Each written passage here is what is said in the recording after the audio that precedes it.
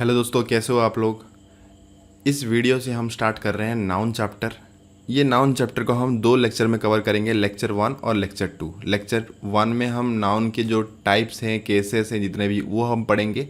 Lecture 2 में हम noun and numbers related noun का क्या मतलब रिलेशन है वो हम देखेंगे लेक्चर 2 में। ठीक है, तो नाउन का 2 पार्ट होता है एक्चुअली। तो अभी मैं आपको ओवरऑली बता दूंगा नाउन क्या होता है। सबसे पहले दिमाग में क्वेश्चन उठता है कि नाउन है क्या। नाउन दोस्तों, जितने भी आपके आंखों के सामने, हमारे आंखों के सामने जितने भी वस्तु दिखते हैं, ठीक है, सारे नाउन हैं। जितने भी लोग दिखते हैं सारे नाउन हैं। मतलब कहा जाए तो किसी व्यक्ति, ठीक है, कोई इंसान या वस्तु या कोई स्थान, प्लेस या कोई गुण, ठीक है, किसी का नेचर या किसी काम को या किसी सिचुएशन को, तो ये सब को इंडिकेट करने वाला जो नाम होता है ना, उसको हम नाउन बोलते हैं। मान लो कि हम बोलेंगे कि राम। राम क्या है? राम एक इंसान है, इंसान का नाम है, तो राम को हम बोलेंगे नाउन। ठीक है। टेबल, टेबल क्या है दोस्तों? जो हम मतलब हम लोग का रूम में जो टेबल होता है जिस पे सामान हम रखते हैं या पढ़ाई करते हैं, टेबल एक नाउन है। ठीक है। जैसे हम बोलेंगे कि और एक कोई मतलब गुण बोलेंगे, ठीक है, कोई भी गुण, हम कोई भी एक गुण ले लो, तो कोई एक गुण को हम जो नाम देते हैं तो उसको हम नाउन बोल सकते हैं। कोई भी सिचुएशन को हम अगर कोई नाम देते हैं तो हम उसको नाउन बोल सकते हैं। ठीक है। तो नाउन मतलब हम नाउनों से घिरे हुए हैं। ठीक है। नाउन कुछ भी हो सकता है। आप कोई भी वस्तु को ले लो, कुछ भी चीज़ लो, आपको आंखों के सामने जो भी दिख रहा है हर चीज़ नाउन होता है। ठीक है। तो नाउन बहुत वास्ट है।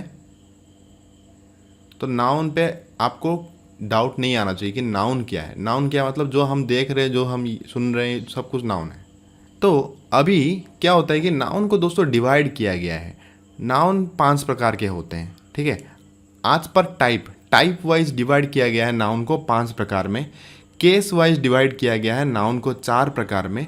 और नंबर वाइज डिवाइड किया गया है 2 प्रकार में। ठीक है। एक होता है टाइप वाइज, एक टाइप वाइज है।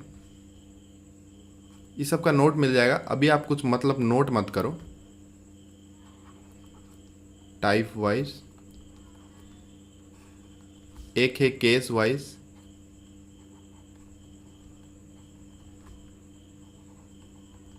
एक है नंबर वाइज।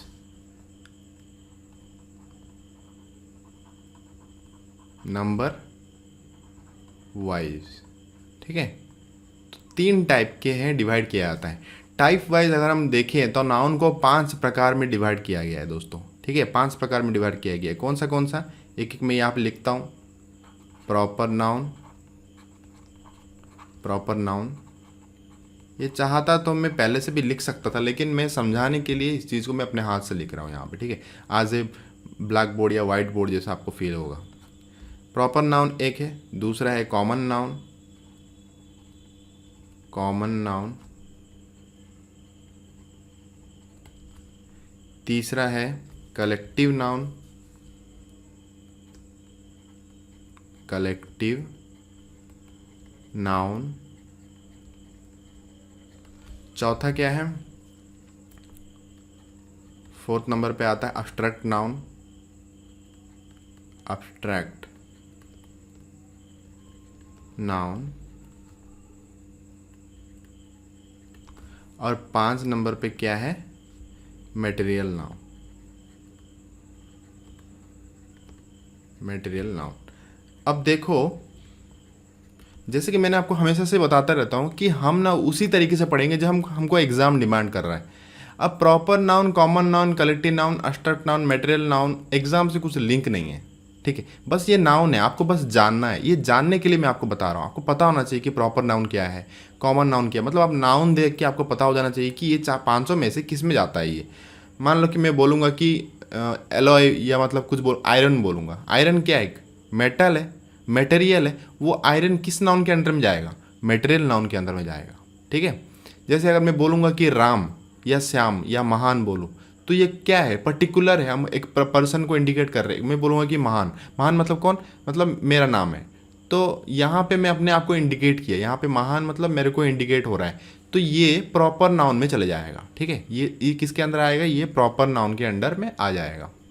वैसे कॉमन नाउन क्या है, मैं आपको एक एक चीज़ यहाँ पे बता दे रहा हूँ। ठीक है। प्रॉपर नाउन क्या होता है? प्रॉपर मतलब एक मतलब पर्टिकुलर व्यक्ति, अगर हम किसी पर्टिकुलर व्यक्ति को हम नाम दे रहे हैं तो हम उसको प्रॉपर नाउन बोल सकते हैं। हम अगर बोलेंगे कि राम, महान, सूरज, ये सब क्या है? प्रॉपर नाउन है। हम किसी सिटी का नाम ले लेंगे, बेंगलोर ले लेंगे या चेन्नई ले लेंगे, ठीक है, दिल्ली, तो ये सब क्या है दोस्तों? ये सब प्रॉपर नाउन है, क्योंकि हमने प्रॉपरली इसको आइडेंटिफाई कर दिया है। समझ में आया? तो मैं साइड में से लिख दे रहा हूँ कि प्रॉपर नाउन में क्या क्या आता है। महान, ठीक है, ये नेम, मतलब ऐसे मतलब लिख दे रहा हूँ मैं। अब जो लेक्चर्स देखा वही समझ पाएगा, जो लेक्चर नहीं देखा ये नोट्स को वो समझ नहीं पाएगा, ठीक है, इसलिए मैंने नोट्स वैसे ब्रीफ रखा हुआ। अब मैं अगर नोट्स में हर चीज़ में लिख दूँ पूरा डिटेल में ज़्यादा करके, कोई फ़ायदा नहीं है। उससे अच्छा बुक्स पढ़ लो। एक ही बात है ना, बुक्स में तो बहुत सारा दिया होता है। अब बुक्स और नोट्स में डिफरेंस होना चाहिए कि नहीं? बुक्स से नोट्स से छोटा वर्जन होना चाहिए, मतलब बुक का एक छोटा वर्जन होना चाहिए नोट्स, ताकि हम नोट्स को बहुत जल्दी रिवाइज कर दें। अब नोट्स उसी को समझ में आएगा जिसने वीडियो को अच्छे से देखा हुआ है, इसलिए पहले वीडियो देखो फिर मैं आपको नोट्स देता हूँ, ठीक है। महान, ये हम यहाँ पे अगर बोलेंगे कि चेन्नई सिटी का नाम है, ठीक है, चेन्नई, या हम हिमालय बोल सकते हैं, ठीक है, समझ रहे हो ना। तो ये प्रॉपर नाउन में होता है। अब कॉमन नाउन, दिमाग में क्वेश्चन आता है, कॉमन नाउन क्या है? कॉमन नाउन मतलब हम एक जो वर्ड है जो कॉमनली सबको इंडिकेट करता है। जैसे कि मैं बोलूँगा कि बॉय, अगर मैं बोलूँ बॉय, अब बॉय मतलब क्या है? लड़के, मतलब तो बहुत सारे लड़के हैं, तो लड़कों का कैटेगरी को इंडिकेट कर रहा है ये बॉय वर्ड। तो ये कहाँ पे आ गया? ये कॉमन नाउन में आ गया, क्योंकि ये बॉय जो है कॉमन वर्ड है, ठीक है। हम यहाँ पे पर्टिकुलरली हम नहीं बता रहे हैं कि ये वही इंसान है बोल के, ये वही लड़का, हम नहीं बोल रहे हैं, हम बोल रहे हैं लड़का है। लड़का मतलब ये लड़का कैटेगरी में आ गया। अब लड़का कैटेगरी में बहुत सारे लड़के होते हैं, है कि नहीं? वैसे गर्ल हम बोलेंगे, ठीक है। सिटी, अब सिटी बोलेंगे। अब सिटी बोलने से क्या है दोस्तों? सिटी मतलब क्या? एक शहर। अब कोई भी शहर हो सकता है, तो हमने बस शहर बोला हुआ है, तो ये शहर जो नाउन है ये कॉमन नाउन की कैटेगरी में आ जाएगा। क्लियर? तो इस टाइप का एग्जाम्पल्स मैं आपको समझा रहा हूँ ताकि आप समझ पाओ कौन सा नाउन क्या है। अब कलेक्टिव नाउन क्या है? कलेक्टिव नाउन मतलब जिसमें बहुत सारे लोग होते हैं, मतलब ऐसा नाउन जो बहुत सारे एक ग्रुप या किसी कमिटी या टीम को डिफाइन कर रहा होगा। जैसे मैं बोलूँगा कि आर्मी, ठीक है, अगर मैं क्या बोलूँ, अगर मैं बोलूँ कि आर्मी, आर्मी क्या है दोस्तों? आर्मी मतलब एक ग्रुप ऑफ सोल्जर्स, है कि नहीं? एक ग्रुप ऑफ सोल्जर्स को हम आर्मी बोलते हैं। तो आर्मी जो नाउन वर्ड है ये किस कौन सा टाइप में आता है? ये कलेक्टिव नाउन टाइप में आ जाता है, ठीक है, समझ रहे हो? किसको हम कलेक्टिव बोलते हैं? कलेक्टिव, देखो वर्ड ही बोल रहे हैं कलेक्टिव, कलेक्ट कर रहा है ये, मतलब ग्रुप ऑफ सोल्जर्स को हम आर्मी बोलते हैं। वैसे हम बोलेंगे कि टीम, अब टीम में बहुत सारे मेंबर्स होते हैं, तो टीम जो नाउन वर्ड है ये क्या है? कलेक्टिव नाउन वाला वर्ड है, ठीक है। वैसे हम बोलेंगे अगर कमिटी बोलेंगे, क्या बोलेंगे? कमिटी, तो ये किस में आएगा? अरे आगे निकल गया ना, इसको इरेज कर देते हैं। अगर हम कमिटी बोलेंगे, नीचे लिख देता हूँ, ठीक है, इसको। अगर मैं बोलूँगा कि कमिटी, ये क्या है? कमिटी मतलब क्या है? इसमें बहुत सारे मेंबर्स होते हैं, एक कुछ मेंबर्स को लेके कमिटी बनाया जाता है। तो ये जो नाउन है ये कलेक्टिव नाउन के अंडर में आ जाता है। अब आता है एब्स्ट्रैक्ट नाउन। एब्स्ट्रैक्ट नाउन क्या है दोस्तों? एब्स्ट्रैक्ट मतलब ये चीज़ दिखता नहीं है, ठीक है, लेकिन है, एग्जिस्ट करता है, लेकिन हम ये कोई मटेरियल चीज़ नहीं है, मतलब जैसे फिजिकली नहीं है उसका कोई। जैसे कि अगर महान बोले, चेन्नई बोले, ये सब फिजिकली है, बॉय, सिटी, आर्मी, टीम, ये सब फिजिकली एग्जिस्ट करता है, लेकिन एब्स्ट्रैक्ट जो चीज़ है वो फिजिकली एग्जिस्ट नहीं करता। जैसे कि गुण, या किसी का इमोशंस, या किसी का भाव, या कोई क्वालिटी, ठीक है, कोई सिचुएशन, ये सब क्या है? ये सब एग्जिस्ट नहीं करता है फिजिकली, लेकिन इसका अस्तित्व है। तो एब्स्ट्रैक्ट नाउन के अंदर में क्या आता है दोस्तों? जितने भी जो गुण होते हैं, हम बोलेंगे कि ऑनेस्टी, ठीक है, हम क्या बोलेंगे कि ऑनेस्टी बोलेंगे। ऑनेस्टी क्या है? वफादार। तो ऑनेस्टी जो गुण है ये आएगा एब्स्ट्रैक्ट नाउन के अंदर में। वैसे हम बोलेंगे कि कोई एक गुण बोलेंगे कि ब्रेवेरी, साहस है, वो इंसान, वो लड़का बहुत साहस है, या वो इंसान बहुत साहस है, वो लड़की बहुत, उसके अंदर बहुत साहस है। इसका मतलब क्या है? ये जो साहस, जो हमने ब्रेवेरी वर्ड यूज किया, ये कौन सा नाउन है? एब्स्ट्रैक्ट नाउन के अंडर में आ जाता है, ठीक है। वैसे हम बोलेंगे कि हेट्रेड, ठीक है, पॉवर्टी, ये सब जो चीज़ है ये सब एब्स्ट्रैक्ट नाउन के अंडर में आएगा, जो फिजिकली एग्जिस्ट नहीं करता लेकिन उसका अस्तित्व रहता है। अब मटेरियल नाउन के अंदर में क्या आता है, जैसे कि मैंने आयरन एग्जांपल दिया, आयरन, हम अगर बोलेंगे गोल्ड, ठीक है, हम अगर बोलेंगे कि सिल्वर, जितने भी जो मटेरियल्स आप जानते हो सारे के सारे जो नाउन है वो मटेरियल नाउन टाइप में आते हैं। अब आयरन, गोल्ड, सिल्वर ये सब नाउन है ना, अब बोलेगा कि कौन सा नाउन के अंदर में आता है, वो आता है मटेरियल नाउन के अंदर। क्लियर हो गया? अब हो गया टाइप वाइज, हमने देख लिया 5 टाइप का। अब हम देखेंगे केस वाइज, ठीक है, केस वाइज कितना टाइप का डिवाइड किया गया है नाउन को। एक है नॉमिनेटिव, पहला क्या है, नॉमिनेटिव, नॉमिनेटिव। दूसरा क्या है, ऑब्जेक्टिव, ऑब्जेक्टिव। तीसरा क्या है, पॉजेसिव, पॉजेसिव। चौथा क्या है, वोकेटिव, वोकेटिव।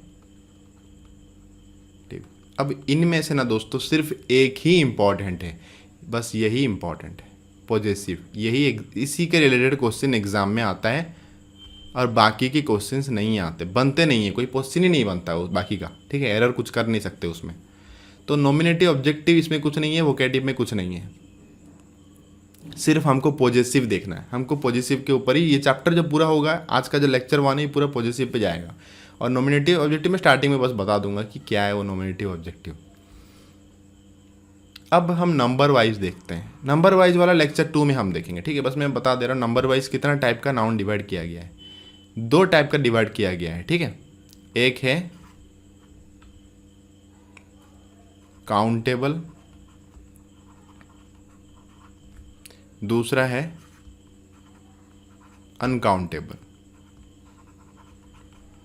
सुना होगा आपने कभी, बचपन में तो हमने इंग्लिश पढ़ा हुआ था, शायद हमने अच्छे से नहीं पढ़ा होगा, स्टिल हमने सुना होगा कि काउंटेबल क्या होता है, अनकाउंटेबल क्या होता है।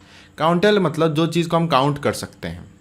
जैसे कि हम बोलेंगे कि तुम्हारे पास कितने पेन है, तो आप पेन काउंट कर सकते हो ना, कि 1 2 3। मैं बोलूँगा कि मेरे पास 10-11 पेन है, ठीक है। लेकिन मैं बोलूँगा कि आपके सर में कितना बाल है, आप काउंट कर सकते हो क्या? तो वो चीज़ अनकाउंटेबल बोलते हैं, जिसको हम काउंट नहीं कर सकते। जिस चीज़ को हम काउंट कर सकते हैं, जो पॉसिबल है काउंट करना, ठीक है, उसको हम काउंटेबल नाउन बोलते हैं। और जिस नाउन को हम काउंट नहीं कर सकते, जैसे कि वाटर हो या किसी क्वालिटी हो, वो सारे नाउन को हम अनकाउंटेबल बोलते हैं, क्योंकि उसको हम काउंट कर ही नहीं सकते, ठीक है। तो ये वाला हम लेक्चर 2 में देखेंगे, नंबर वाइज वाला जितने भी जो क्वेश्चन ये सब हम देखेंगे लेक्चर 2 में। अभी इस लेक्चर में हमारा काम है पॉजेसिव को पढ़ना, पॉजेसिव जो केस है इसको पढ़ना है, ठीक है। इस पे कोई क्वेश्चन नहीं बनता है दोस्तों, ठीक है। ये सब बस आपको इन्फॉर्मेशन के लिए बताया हूँ, जानना जरूरी है, ठीक है। ऐसा नहीं है कि आपको जानना नहीं जरूरी है, ऐसा मैं नहीं बोला, लेकिन जानना जरूरी है। लेकिन इस पर कुछ क्वेश्चन बनता नहीं है, बस जानने के लिए ये कि कौन सा नाउन किस टाइप में आता है।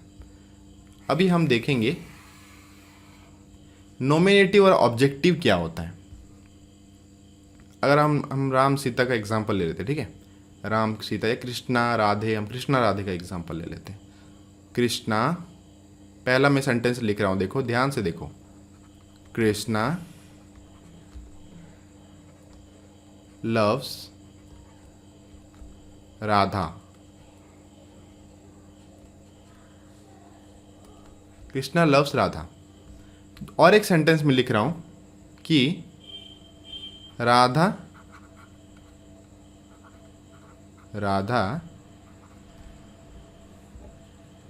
लव्स कृष्णा।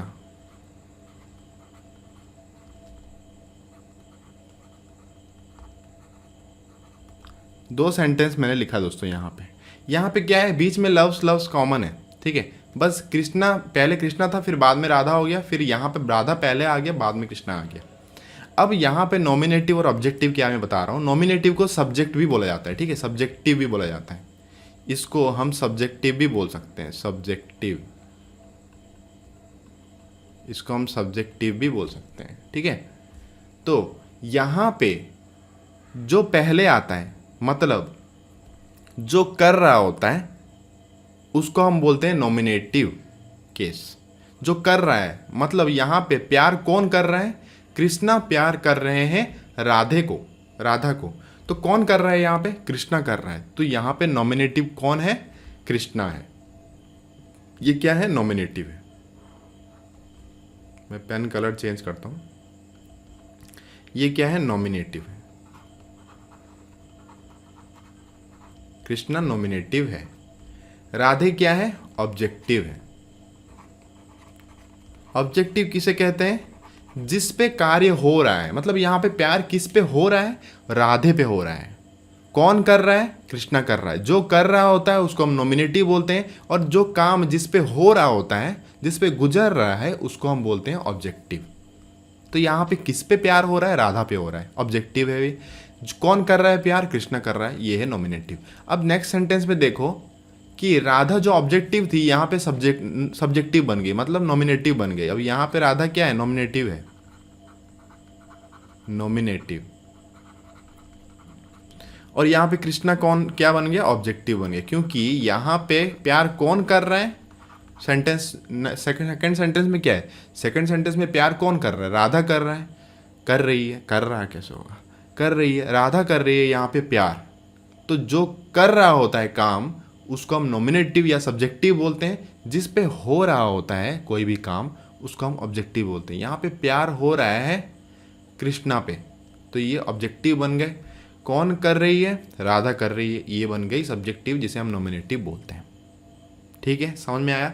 अब यहाँ पे ये क्यों इंपॉर्टेंट नहीं है, इस पे क्वेश्चन क्यों नहीं बनता? क्योंकि देखो, एक सब्जेक्टिव जब ऑब्जेक्टिव बन जाता है तो कोई चेंज नहीं हो रहा है। यहाँ पे भी कृष्णा है और यहाँ पे भी कृष्णा है, ठीक है, यहाँ पे भी कृष्णा है, तो यहाँ पे कुछ चेंज नहीं आया। राधा का राधा ही है। राधा ऑब्जेक्ट थी, पहले सब्जेक्ट, फिर सब्जेक्ट बन गए, ऐसे ही, मतलब कुछ चेंज नहीं हो रहा है। लेकिन अगर हम पॉजेसिव में आ जाए या प्रोनाउन में आ जाए, ठीक है, नाउन चेंज नहीं होता। नॉमिनेटिव नाउन का ऑब्जेक्टिव और सब्जेक्टिव कुछ चेंज नहीं होता है, लेकिन प्रोनाउन जब आ जाता है ना, जब हम प्रोनाउन पढ़ेंगे तब देखना नॉमिनेटिव ऑब्जेक्टिव में चेंजेस आता है। वहाँ पे उस चैप्टर में नॉमिनेटिव ऑब्जेक्टिव बहुत इंपॉर्टेंट है, ठीक है। इस चैप्टर में नॉमिनेटिव ऑब्जेक्टिव इसलिए इंपॉर्टेंट नहीं है क्योंकि चीज चेंजेस नहीं आ रहा है। कृष्णा जब नॉमिनेटिव था तो जो जैसा था ऑब्जेक्टिव बन गया तो वैसे ही है।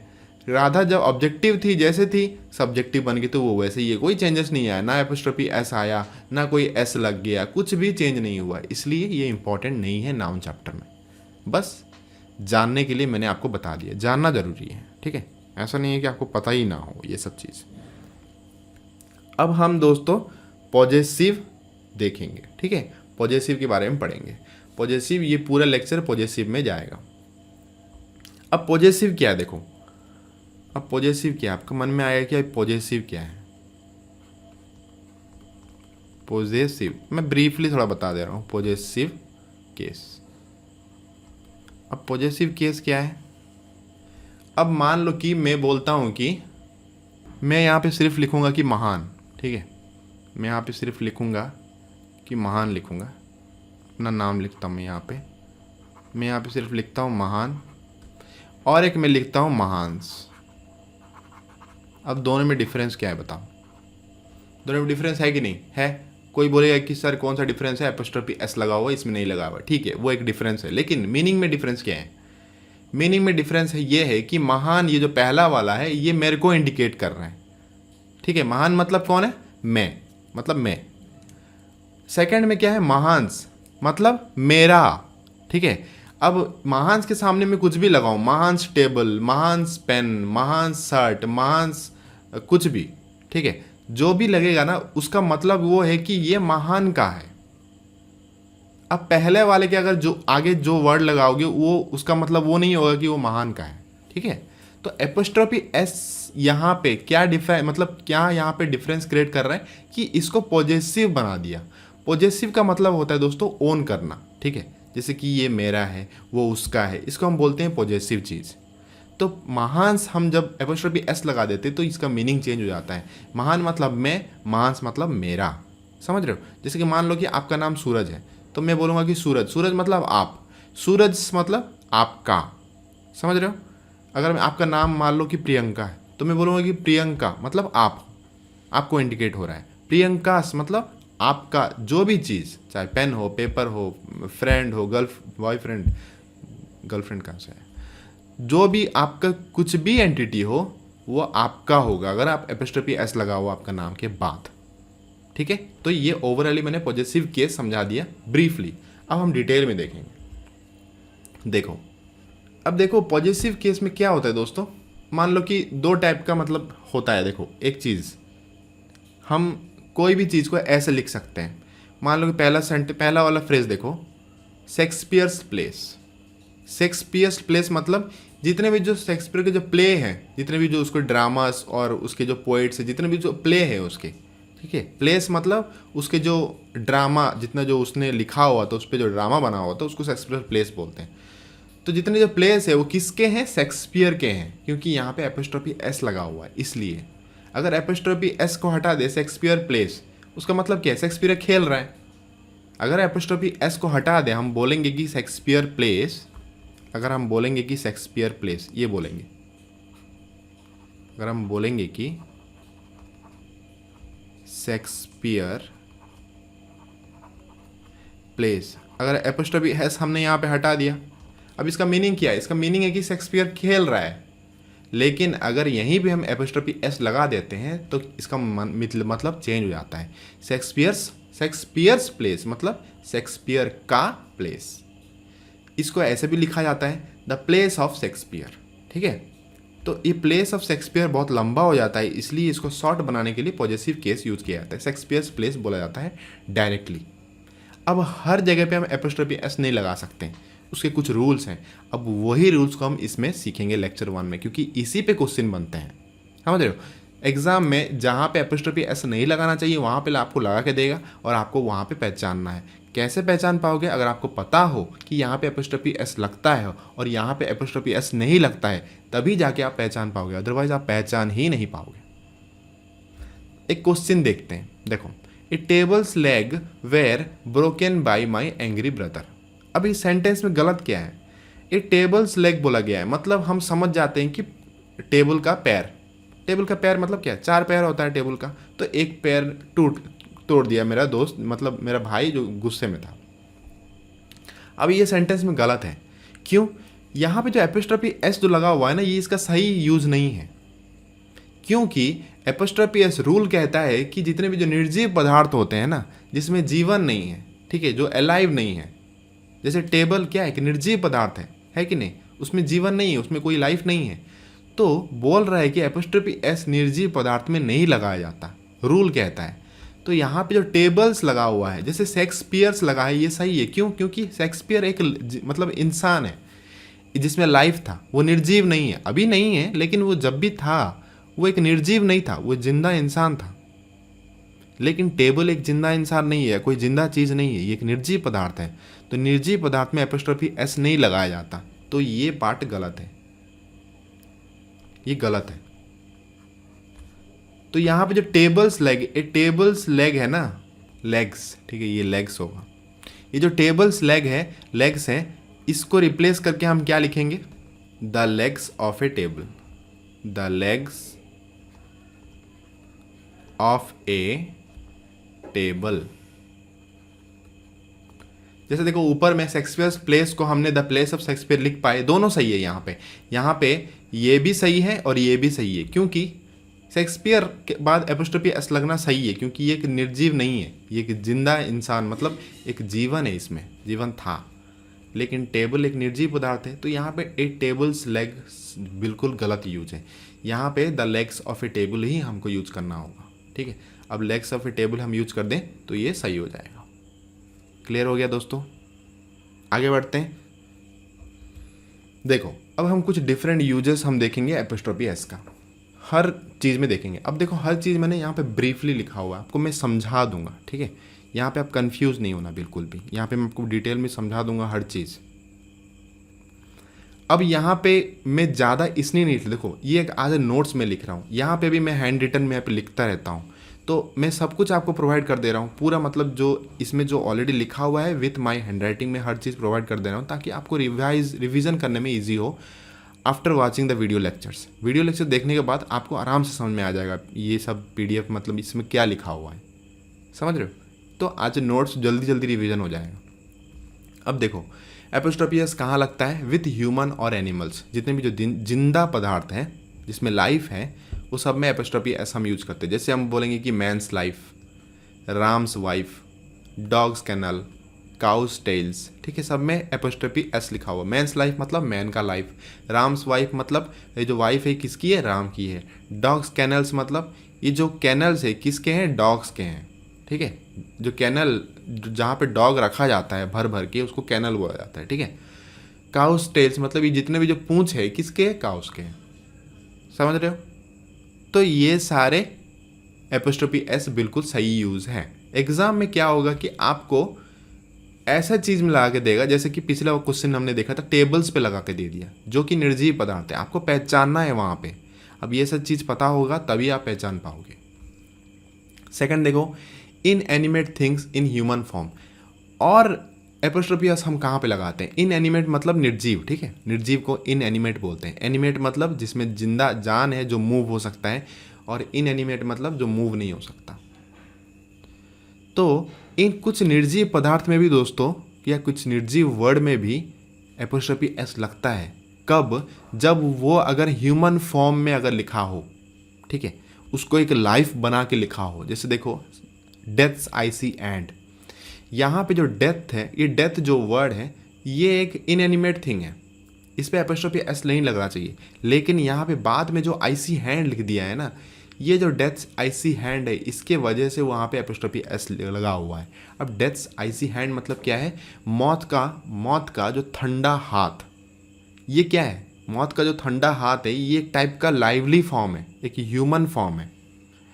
डेथ आईसी हैंड मतलब यहाँ पे वो इंडिकेट कर रहा है किसी इंसान का, मतलब मान लो कि यमदूत का या यमराज का इंडिकेट कर रहा है यहाँ पे, काइंड ऑफ, ठीक है, एग्जैक्टली तो नहीं है, काइंड ऑफ ऐसे, मतलब वो इंडिकेट कर रहा है कि डेथ एक पर्सन है जो आके आपको लेके जाएगा। तो डेथ्स आईसी हैंड यहाँ पे बोला गया है कि उसी इंसान का हाथ, ठंडा हाथ, जो वो इंसान है वो आपको मरने के बाद लेके जाएगा तो उसका हाथ ठंडा होता है।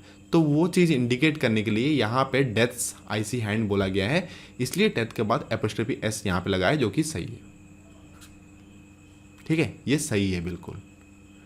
तो यहाँ पे बोला जा रहा है, रूल कह रहा है कि निर्जीव पदार्थ में भी एपोस्ट्रोफी एस लगता है अगर वो ह्यूमन फॉर्म में है तो। जैसे फॉर्च्यून्स फेवरेट, ठीक है, ये एक ह्यूमन फॉर्म में है, फॉर्च्यून्स फेवरेट एक ह्यूमन फॉर्म में, इसलिए यहाँ पे फॉर्च्यून के बाद एपोस्ट्रोफी एस बिल्कुल सही यूज है। तो आपको सेंटेंस में से पहचानना है कि वो चीज़ निर्जीव पदार्थ सच में है या निर्जीव पदार्थ को कोई ह्यूमन फॉर्म के इंसानी रूप में दिखाया गया है सेंटेंस में। अगर किसी निर्जीव पदार्थ को इंसानी रूप में दिखाया गया है सेंटेंस में तो वहाँ पे एपोस्ट्रोफी एस लगना बिल्कुल सही है। नेक्स्ट कहाँ पे यूज होता है, the words which indicates time, जो शब्द होते हैं जो समय को इंडिकेट करता है, जो समय बताता है, उसको हम बोलते हैं, उसको मतलब बोलते नहीं, वहाँ पे हम एपोस्ट्रोफी एस लगाते हैं। जैसे कि ए मोमेंट्स डिले, मोमेंट क्या है, एक चंद समय, ठीक है। अ वीक्स लीव, वीक क्या एक समय है, वीक्स लीव मतलब एक हफ्ते का लीव। ए मंथ्स एब्सेंस, ये क्या है, मंथ एक क्या एक समय है, तो उस चीज़ को ये इंडिकेट कर रहा है। इतना तक क्लियर हो गया दोस्तों, आगे बढ़ते हैं। देखो अब कहाँ पे यूज होता है apostrophe S, the words which indicates weight, जो मतलब वेट को इंडिकेट करता है, जो वर्ड होते हैं ना, जो वर्ड होते हैं जो वेट को इंडिकेट करते हैं, तो उस सारे वर्ड्स में हम एपोस्ट्रोफी एस को यूज कर सकते हैं। जैसे कि हम टर्न्स वेट बोलेंगे, अ टर्न्स वेट, ठीक है, अ ग्राम्स वेट। देखो और एक चीज़ मैं यहाँ पे बता रहा हूँ, प्रोनाउंसिएशन, ए टॉन्स वेट, हम बचपन में क्या होता है कि हम मतलब हम जानते नहीं हैं, सही यूज नहीं है, ए टॉन्स वेट बोलते हैं, लेकिन इसका जो सही प्रोनाउंसिएशन है ना, अकॉर्डिंग टू मतलब स्टैंडर्ड इंग्लिश, सही प्रोनाउंसिएशन है हम बोलते हैं ना कि ए, अ टॉन्स वेट। आप जब भी पढ़ने की कोशिश करो ऐसे पढ़ने की कोशिश करो, मतलब हम अपने आप को ऐसे ही इम्प्रूव कर सकते हैं धीरे धीरे। हम ऐसा नहीं कि हर चीज़ को एक साथ ही जान ले, धीरे धीरे हम विद टाइम हम सीखते हैं। तो हमको ना वो चेंजेस लाने होते हैं अपने अंदर, ताकि हमारा जो बड़ा चेंजेस हो सके कुछ लाइफ में। तो आ टर्न्स वेट बोलते हैं, ना कि ए टॉन्स वेट। तो ऐसे पढ़ो आप, आ टर्न्स वेट, आ ग्राम्स वेट। तो ये जो टॉन वर्ड है ये क्या है, वेट को इंडिकेट कर रहा है। ग्राम वर्ड मतलब क्या है, वेट को इंडिकेट कर रहा है। तो ये सारे वर्ड्स में हम एपोस्ट्रोफी एस को यूज कर सकते हैं। नेक्स्ट क्या है, देखो अगर कोई मनी अगर कोई मनी का यूनिट यूज किया गया, अगर उसके बाद अगर कोई वैल्यू या वर्थ को वर्ड आया है, ठीक है, या तो वैल्यू वर्ड आया होगा या तो वर्थ वर्ड अगर आया है, तो ये जो मनी जो यूनिट है ना, उसको उस पे एपोस्ट्रोफी एस यूज किया जाता है। जैसे देखो रुपी, पाउंड, ठीक है, जितने भी जो करेंसी वाले वर्ड है यार, मनी का यूनिट मतलब क्या, करेंसी वाले वर्ड, सारे कंट्री के different different types of currency है। जैसे डॉलर हो, पाउंड का है, पाउंड कहाँ पे दोस्तों, पाउंड कहाँ पे, मेरे को खुद को नहीं पता पाउंड कहाँ पे, इस चीज़ में वीक हूँ बहुत। डॉलर तो छोड़ो, यूएस का है, और यूरो है अपना यूरोप का। तो जितने भी जो करेंसी है, ठीक है, दिनार, दिनार कहाँ का है, शायद दिनार इस तरफ का है, सेंट्रल एशिया का है। तो रुपी, पाउंड, तो जितने भी जो करेंसी है, जितने भी जो करेंसी है, करेंसी पे, करेंसी के बाद अगर कोई वैल्यू वर्ड आया है या वर्थ वर्ड आया है, तो जो करेंसी पे हमेशा एपोस्ट्रोफी एस यूज किया जाता है। अ रुपीस वैल्यू, अ पाउंड्स वर्थ, समझ रहे हो। अगला हम कहाँ पे यूज कर सकते हैं apostrophe, the words which indicate space, कोई भी स्पेस जो इंडिकेट करता है। स्पेस मतलब दोस्तों नहीं है कि यूनिवर्स में बाहर का स्पेस के बारे में बात कर रहा हूँ, मतलब जो कॉस्मस वहाँ का बात नहीं कर रहा हूँ। कोई भी स्पेस, मतलब मान लो कि एक पहाड़ है, ठीक है, एक घाटी है, एक पहाड़ है, एक पहाड़ पे ऐसे रास्ता गया है, ठीक है, ऐसे रास्ता मतलब ये होके गया है, ऐसे रास्ता गया है। अब मान लो कि आप साइड साइड में जा रहे हो रास्ते पे, और बहुत ही छोटा रास्ता है, ठीक है, और जो एडजेस हैं उसके बहुत ही शार्प हैं, बहुत छोटा है। तो ये जो शार्प एड्ज होते हैं ना, जहाँ पे चोट लग सकता है आपको, बहुत मतलब नुकीले होते हैं, धार होते हैं जो एड्ज, या मतलब छोटा सा एड्ज होता है, बहुत कम, तो उस चीज़ को इंडिकेट करने के लिए क्या बोलते हैं, इरेजर्स एड्ज बोला जाता है, ठीक है। इरेजर्स एज मतलब क्या, एक रेजर का जो एज कितना होता है, बहुत छोटा होता है ना। आपने देखा है कि नहीं, कोई मतलब ब्लेड का एड्ज देखो कितना छोटा सा एड्ज होता है, वो एड्ज ही बहुत शार्प होता है कि नहीं। अब वो एड्ज जो होता है बहुत छोटा होता है। तो यहाँ पर ए रेजर्स एड्ज मतलब वो रेजर ब्लेड के बारे में बात नहीं कर रहा है, ये स्पेस इंडिकेट कर रहा है। ए रेजर्स एड्ज मतलब एक ऐसा जगह जो बहुत ही छोटा है, समझ रहे हो, वहाँ पे मुश्किल है चलना, गाड़ी चलाना, तो उसको बोलते हैं रेजर्स एड्ज। तो यहाँ पे जो रेजर वर्ड है ये स्पेस इंडिकेट कर रहा है, तो स्पेस इंडिकेट करने वाले वर्ड पे हम एपोस्ट्रोफी एस को यूज कर सकते हैं। Razor's edge, edge. A needle's point, a needle's point मतलब एक मतलब नुकीला सा जगह, छोटा सा पॉइंट है बस। अ बोट्स लेंथ, अ बोट्स लेंथ मतलब एक छोटा लेंथ, बोट का जितना लेंथ होता है उतना लेंथ, वैसे इंडिकेट किया जा रहा है स्पेस, एक टाइप का स्पेस को इंडिकेट किया जा रहा है, ठीक है। आगे बढ़ते हैं, और कहाँ यूज कर सकते हैं, सम डिग्निफाइड नेचुरल ऑब्जेक्ट, कुछ नेचुरल ऑब्जेक्ट हैं जो डिग्निफाइड होते हैं। डिग्निफाइड मतलब उसका वैल्यू ज़्यादा होता है, ठीक है, मतलब अमूल्य बोल सकते हैं, ठीक है, अमूल्य बोल सकते हैं उस चीज़ को जिसका कोई मोल नहीं है। जैसे कि अर्थ सरफेस, अब अर्थ का जो सरफेस है, जो भूमि है, उसका मूल है क्या, वो सब अमूल्य है। अर्थ सरफेस या sun's ray, earth's gravity, earth's creature, ये सब अमूल्य चीज़ है। Sun's rays, heaven's will, heart's content, the soul's delight, journey, the mind's eye, ये सब क्या है दोस्तों, ये सब कुछ नेचुरल ऑब्जेक्ट्स हैं जो डिग्निफाइड नेचुरल ऑब्जेक्ट हैं। ये सब चीज़ पे हम, ये सब जो वर्ड आता है इस पे हम एपोस्ट्रोफी एड्स को यूज कर सकते हैं। क्लियर हो गया दोस्तों, आगे बढ़ते हैं। अब देखो some important uses of apostrophe S, कुछ इंपॉर्टेंट यूजेस हैं। अब ये जो यूसेस है ना, अभी इससे पहले जो यूसेज हमने पढ़ा वो भी इंपॉर्टेंट है, लेकिन अभी ये जो पढ़ने वाला है ना ये उससे भी इंपॉर्टेंट है। क्यों, इस पे डायरेक्ट क्वेश्चन आते हैं। देखो महान्स वाइफ्स, मैं आपको दो दो सेंटेंस यहाँ पे लिखा हूँ ताकि सही कौन सा गलत कौन सा मैं आपको दिखा सकूँ। यही है सही तरीका पढ़ने का, कि आपको सामने दो सेंटेंस होना चाहिए, गलत क्या है सही क्या है, पहले गलत होना चाहिए उसके बाद सही होना चाहिए, ताकि आपको पता चले कि हाँ यार ये गलत है क्योंकि इसमें ये चीज़ है, ये सही है क्योंकि इसमें ये चेंजेस आया है। ये हम अपना दिमाग में ऐसा रहता है, इस तरीके से मैंने अपने तरह पढ़ा हुआ था, क्योंकि बाद में तो रूल्स पता चला, रूल्स वगैरह तो बाद में धीरे धीरे जाना, लेकिन मैं हमेशा एग्जाम्पल्स पे फोकस करता था, इसलिए मैं आपको बोलता हूँ हमेशा एग्जाम्पल्स पे ही फोकस रखो, क्योंकि यही आपको सिखाएगा। जितना भी रूल्स याद रखने की कोशिश कर दोस्तों, रूल्स वॉन्ट हेल्प यू, आपको रूल्स हेल्प नहीं करेगा जब तक आप सेंटेंसेस पे फोकस नहीं करोगे। आप सेंटेंसेस पे फोकस कर दोगे ना, ऑटोमेटिकली रूल याद रह जाएंगे आपको। तो देखिए यहाँ पे गलत क्या है कि महान वाइफ्स कैरियर, यहाँ पे वो बोलने की कोशिश कर रहा है कि महान की वाइफ का कैरियर, यहाँ पे वो चीज़ बोलने की कोशिश कर रहा है। तो यहाँ पे दो एपिस्ट्रोफी एस लगाने की जरूरत नहीं है, यहाँ पे महान्स पे भी लगा हुआ है, वाइफ्स पे भी लगा हुआ है। तो एग्जाम में आपको क्या करता है कि ऐसे दो दो नाउन पे एपिस्ट्रोफी एस लगा के देगा, जो कि गलत है। तो ये जो पहला वाला सेंटेंस है ये क्या है, ये गलत है। इसका सही क्या होगा, द कैरियर ऑफ महान्स वाइफ, समझ रहे हो, द कैरियर ऑफ महान्स वाइफ इसका सही होगा।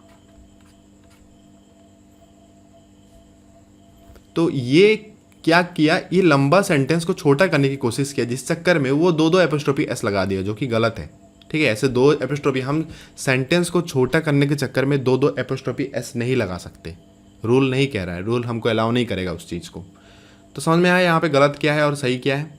वैसे नेक्स्ट देखो क्या होता है कि कंपाउंड जो नाउन होते हैं, कंपाउंड नाउन मतलब दो नाउन को मिला के एक नाउन बनाया जाता है। मतलब एक जो वर्ड होता है जिसमें दो या तीन वर्ड यूज करके एक वर्ड होता है, जैसे कि सन्स इन लॉ एक सिंगल वर्ड है, लेकिन इसमें तीन वर्ड जोड़ा गया है, सन्स भी है, सन भी है, इन भी है, लॉ भी है।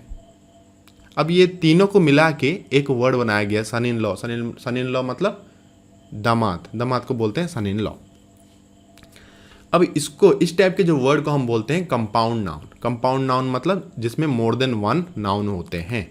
अब कंपाउंड नाउन में एक रूल है दोस्तों, अगर उसका एपोस्ट्रोफी एस लगाया जाए, अगर उसको पॉजेसिव बनाया जाए, पॉजेसिव बनाना मतलब एपोस्ट्रोफी एस लगाना, ठीक है, अगर उसको पॉजेसिव बनाया जाए, एपोस्ट्रोफी एस लगाया जाए, तो कहाँ पे लगेगा, ये तीनों में से कहाँ पे लगेगा, पहले में लगेगा या दूसरा में लगेगा या तीसरा में लगेगा, ये है डाउट, ये कहाँ लगना चाहिए। एग्जाम में ऐसे क्वेश्चन आते हैं, देखो एग्जाम में आपका आएगा कि सन्स इन लॉस।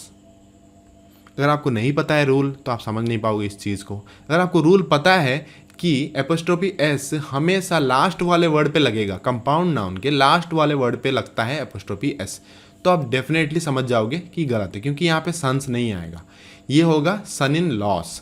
तो ऊपर वाला गलत है, ये क्या है, गलत है। सही क्या होगा, सन इन लॉस, लास्ट वाले वर्ड पे एपोस्ट्रोफी एस आएगा।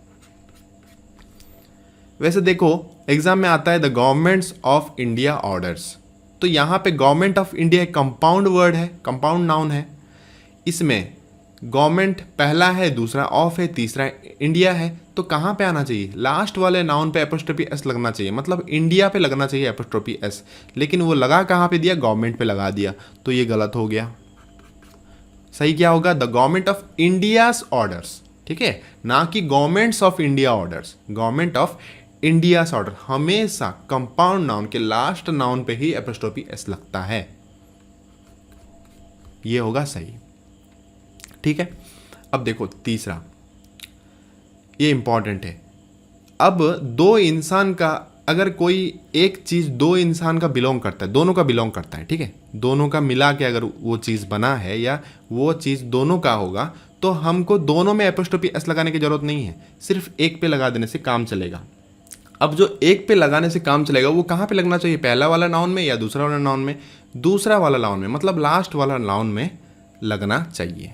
तो यहाँ पे देखो ये जो सन है, राम एंड सीता सन्स, ये जो लड़के हैं वो किसके हैं, राम और सीता के हैं। अब राम और सीता क्या, हस्बैंड वाइफ है। यहाँ पे सेंटेंस मान के चल रहा है कि हस्बैंड वाइफ है, ठीक है, क्योंकि सेंटेंस में यहाँ पे एक ही एपोस्ट्रोफी एस लगेगा और वो कहाँ पे लगेगा, सीतास पे लगेगा, ना कि राम पे। तो ऊपर वाला गलत है, यहाँ पे सही क्या होगा, राम एंड सीतास सन सही है। क्यों, क्योंकि जो लड़के हैं ना ये किसके हैं, ये राम और सीता के, ये दोनों के हैं, ये दोनों हस्बैंड वाइफ हैं। अब हस्बैंड वाइफ है तो लड़के क्या है, ये दोनों के मेल से निकले हैं, है कि नहीं, ये दोनों के मिलन से निकले हैं ना, तो ये इन्हीं के प्रोडक्ट हैं। तो यहाँ पे हमको दोनों का एपोस्ट्रोफी एस लगाने की जरूरत नहीं है, यहाँ पे सिंगल एपोस्ट्रोफी एस लगेगा, वो भी लास्ट वाले नाउन पे, मतलब दूसरा, मतलब ये लास्ट में जो नाउन क्या है, सीता है, प्रॉपर नाउन है। सीता किस में आएगा, प्रॉपर नाउन में आ जाएगा। तो यहाँ पे सीता पे लगेगा एपोस्ट्रोफी एस। तो दोनों पे एपोस्ट्रोफी एस लगाने की जरूरत नहीं है। एग्जाम में आपको दोनों पे एपोस्ट्रोफी एस लगा के देगा, या पहले वाले में एपोस्ट्रोफी एस लगा देगा, दूसरे वाले पे नहीं लगाएगा। गलत क्या है कि पहला वाले पे नहीं लगना चाहिए, दूसरे वाले पे लगना चाहिए, मतलब अंतिम वाले नाउन पे लगना चाहिए, और एक ही नाउन पे लगेगा जो कि अंतिम में है। समझ में आ रहा है। अब देखो तीसरा सेंटेंस पढ़ो, राम एंड श्याम सन। यहाँ पे वो बोलने की कोशिश कर रहा है, राम अलग इंसान है, श्याम अलग इंसान है, दोनों को दोनों मेल है। अब ये जो लड़के हैं ये दोनों के नहीं हो सकते अनलेस वो दोनों स्ट्रेट ना हो तो, ठीक है। अगर वो दोनों गे हैं तो अलग चीज़ है वो, लेकिन ये रूल वाइज हम यहाँ पे गे, लेस्बियन ये सब हम नहीं ला रहे, ट्रांसजेंडर नहीं ला रहे, हम आज स्ट्रेट हम इसको कंसिडर कर रहे हैं, ठीक है। कपल्स को स्ट्रेट कंसिडर किया जा रहा है यहाँ पे। तो राम और श्याम दोस्त हैं, तो उनके लड़के, मतलब राम के अलग लड़के, श्याम का अलग लड़के। तो यहाँ पे एक एपोस्ट्रोफी एस नहीं चलेगा, यहाँ पे दो एपोस्ट्रोफी एस लगाना होगा, क्योंकि ये जो लड़के हैं ये दोनों का कॉम्बिनेशन में नहीं है। श्याम के अलग है, राम के अलग है। समझ रहे हो। मान लो कि दो लड़के खेल रहे हैं फील्ड में, अब आपको बोला जा रहा है कि ये किसके लड़के हैं, ये राम और श्याम के लड़के हैं। इसका मतलब इंग्लिश में अगर हम लिखें तो हम लिखेंगे राम्स एंड श्याम्स सन। तो ये गलत है। क्यों? क्योंकि यहाँ पे एपोस्ट्रोफी एस आया एक पे, राम पे नहीं है। तो इसका सही क्या होगा, इसका सही होगा राम्स एंड श्याम्स सन्स, ये है इसका सही। अब इसका मतलब क्या है कि राम के और श्याम के लड़के। यहाँ पे एक क्यों आया, क्योंकि राम और सीता के लड़के दोनों हस्बैंड वाइफ है, दोनों मतलब ये एक यूनिट है, लेकिन राम और श्याम एक यूनिट नहीं है, दोनों अलग अलग लोग हैं। तो उसके लड़का अलग है, इसका लड़का अलग है, इसलिए दोनों पे एपोस्ट्रोफी ऐसा आया। वहाँ पे क्यों सिंगल एपोस्ट्रोफी आया, क्योंकि वो दोनों को मिला के वो लड़के हैं। समझ रहे हो। तो मतलब पूरा मीनिंग पे डिपेंड कर रहा है एपोस्ट्रोफी एस कहाँ पे लगना चाहिए और कहाँ पे नहीं लगना चाहिए, पूरा मीनिंग पे डिपेंड कर रहा है। तो मीनिंग वाइज आप एपोस्ट्रोफी एस को ध्यान पे रखना कि कहाँ लगना चाहिए। नेक्स्ट देखते हैं। देखो अब एनीबॉडी, समबॉडी, अगर सेंटेंस में अगर ये सब वर्ड्स हैं तो इस पर एपोस्ट्रोफी एस लग सकता है अगर ज़रूरत पड़ा तो, ठीक है। ज़रूरत नहीं पड़ा ज़बरदस्ती लगा दे रहे हो, ऐसा नहीं होता है दोस्तों। इस पर लग सकता है, रूल बोल रहा है कि इस पर लग सकता है। Anybody, somebody, nobody, everybody, anyone, someone, ये सब पे लग सकता है एटसेट्रा, जितने भी सारे ऐसे वर्ड्स हैं। जैसे सेंटेंस देखो, एक एग्जांपल दिया है यहाँ पे, एवरीबॉडीज बिजनेस इज नोबॉडीज बिजनेस। समझ रहे हो। तो ऐसे लग सकता है। नेक्स्ट क्या देखो, एनीबॉडी या समबॉडी, इस टाइप की जितने जो वर्ड्स हैं इसके बाद अगर एल्स लगा हुआ है, ठीक है, एनीबॉडी एल्स, समबॉडी एल्स, या nobody else, everybody else, anyone else, someone else, अगर इस टाइप का है, अगर एपोस्ट्रोफी एस जरूरत पड़ा वहाँ पे, तो एपोस्ट्रोफी एस कहाँ पे लगेगा वो बोल रहा है, कहाँ पे लगना चाहिए, एनीबॉडी पे लगना चाहिए या एल्स पे लगना चाहिए। रूल कह रहा है कि एल्स पे लगना चाहिए, ठीक है। अगर ये सारे वर्ड्स यूज किए गए हैं, अगर इसके बाद एनीबॉडी एल्स आया, मान लो कि एनीबॉडी एल्स आया, तो एपोस्ट्रोफी एस अगर एल्स पे लगेगा ना कि एनीबॉडी पे। अगर वर्ड है, अगर सेंटेंस में है समबॉडी एल्स, तो एपोस्ट्रोफी एस अगर यूज करना हो तो एल्स पे होगा ना कि समबॉडी पे। अगर नो बॉडी एल्स है तो एल्स पे होगा ना कि नो बॉडी पे। समझ रहे हो, समझने की कोशिश कर रहे हो। तो देखो एक सेंटेंस हम देखते हैं, I like your decision and not any body else. तो यहाँ पे एपोस्ट्रोफी एस कहाँ पे आया है, एल्स पे आया है, ना कि एनी बॉडी पे आया है। क्लियर। तो क्वेश्चन देखते हैं। देखो एक एग्जाम्पल क्वेश्चन है कि एग्जाम में कैसे बनता है question. I follow your suggestions and nobody's else. देखो क्या कर दिया, कितना आराम से उसने गलत कर दिया। अब ये रूल जिसको पता है दोस्तों, बताओ वो ये सेंटेंस में गलत वो पहचान सकता है कि नहीं। वो तो आंखों के सामने दिख रहा है यहाँ पे गलत है। नो बॉडी एल्स में एल्स पे एपोस्ट्रोफी आना चाहिए ना कि नो बॉडी पे, तो ये गलत है, यहाँ पे नहीं आना चाहिए। ये एपोस्ट्रोफी यहाँ नहीं आएगा, एपोस्ट्रोफी एस कहाँ पे आएगा, एल्स पे आएगा। तो नो बॉडी एल्सेस होगा ना कि नो बॉडीज एल्स। समझ रहे हो, समझने की कोशिश किया। अब अगर each other one another sentence में यूज किया गया है तो इस पे भी एपोस्ट्रोफी एस आ सकता है, यूज किया जा सकता है अगर जरूरत पड़ा तो। जैसे देखो example, they like one another's idea, ठीक है। अब ईच अदर कहाँ पे लगता है, वन अनदर कहाँ पे लगता है, मैं बता दे रहा हूँ बस ऐसे ओवरऑली। अगर दो लोगों के बारे में बात किया जा रहा है तो वहाँ पे ईच अदर यूज किया जा सकता है। अगर दो से ज़्यादा लोग हैं तो वहाँ पे वन अनदर बात किया जाता है, ठीक है। अगर ये दे लाइक, अगर मैं यहाँ पे वन अनदर की जगह पे ईच अदर लगा दूँ तो यहाँ पे इंडिकेट किया जा रहा है कि सिर्फ 2 ही लोग हैं। अगर यहाँ पे 3 लोग हैं, मान लो 5 लोग हैं, यहाँ पे अगर दे लाइक वन अनदर लगाया जाएगा, ना कि ईच अदर, क्योंकि वन अनदर मोर देन 2 के लिए यूज किया जाता है। अगर सिर्फ 2 है तो ईच अदर यूज किया जाता है, ठीक है, समझ में आया। तो ईच अदर वन अनदर पे एपोस्ट्रोफी एस लग सकता है as a positive case. Next देखते हैं, देखो अगर सेंटेंस इस फॉर्मेट में है, ए है, फिर नाउन आया है, ऑफ आया है, फिर नाउन आया है, तो एपोस्ट्रोफी एस अगर लगना हो तो वो लास्ट वाले नाउन पे लगेगा। जैसे कि एग्जांपल देखो, अ फ्रेंड ऑफ माय ब्रदर्स, यहाँ पे ए है, उसके बाद नाउन है, फिर ऑफ है, फिर नाउन आया है। तो ये जो नाउन आया है ना, इस पे एपोस्ट्रोफी एस लगेगा, ना कि फ्रेंड पे। एग्जाम में आपको दे देगा ए फ्रेंड्स ऑफ माय ब्रदर, गलत है, क्योंकि आज ए रूल कह रहा है कि सेकंड वाले नाउन पे, मतलब लास्ट वाले नाउन पे एपोस्ट्रोफी एस लगना चाहिए। ए फ्रेंड ऑफ माय ब्रदर्स, वैसे क्या होगा, ए हाउस ऑफ राम्स, ए है, नाउन है, प्लस ऑफ प्लस नाउन, तो लास्ट वाले नाउन पे एपोस्ट्रोफी एस लगना चाहिए अकॉर्डिंग टू रूल। अब देखो दोस्तों, यहाँ पे ना मीनिंग चेंज हो जाता है अगर एपोस्ट्रोफी एस को हम हटा दें। जैसे देखो, मैं बोलूँगा कि ए हाउस ऑफ राम, ठीक है। अब मान लो कि यहाँ पे एपोस्ट्रोफी एस लगा हुआ, मैं यहाँ पे लिखता हूँ कि, और एक लिख लेता हूँ मैं, ए हाउस ऑफ राम। अब पहला वाला में एपोस्ट्रोफी एस है, इसमें एपोस्ट्रोफी एस नहीं है। इसका मीनिंग देखो, दोनों का मीनिंग चेंज हो गया।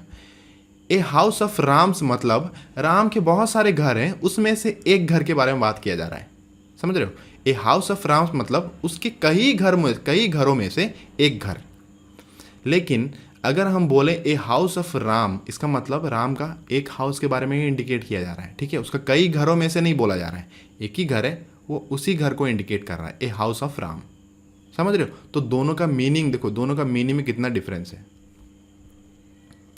इसके कई घर में से, ठीक है, इसमें बहुत सारे घर हैं, इसके बहुत सारे घर में से एक घर को इंडिकेट किया जा रहा है। इसके एक ही घर है और वो एक ही घर को इंडिकेट किया जा रहा है। ए हाउस ऑफ राम्स और ए हाउस ऑफ राम में डिफरेंस यही है। एपोस्ट्रोफी एस लगाया जाए और एपोस्ट्रोफी एस को हटा दे तो दोनों का मीनिंग चेंज हो जाता है। तो यहाँ पे दोनों सही है, लेकिन ये सही अकॉर्डिंग टू सेंटेंस होगा। सेंटेंस अगर फुली लिखा गया है तो वहाँ पे हम मीनिंग वाइज देखेंगे कि एपोस्ट्रोफी एस लगना चाहिए या नहीं लगना चाहिए, समझ रहे हो। तो कहीं पे लगेगा, कहीं पे नहीं लगेगा। क्लियर। तो दोस्तों लेक्चर 1 यहीं पे ख़त्म होता है। नेक्स्ट लेक्चर में हम काउंटेबल और अनकाउंटेबल के ऊपर देखेंगे, नाउन के नंबर्स के ऊपर, ठीक है, जितने भी नंबर्स वाले चीज़ हैं।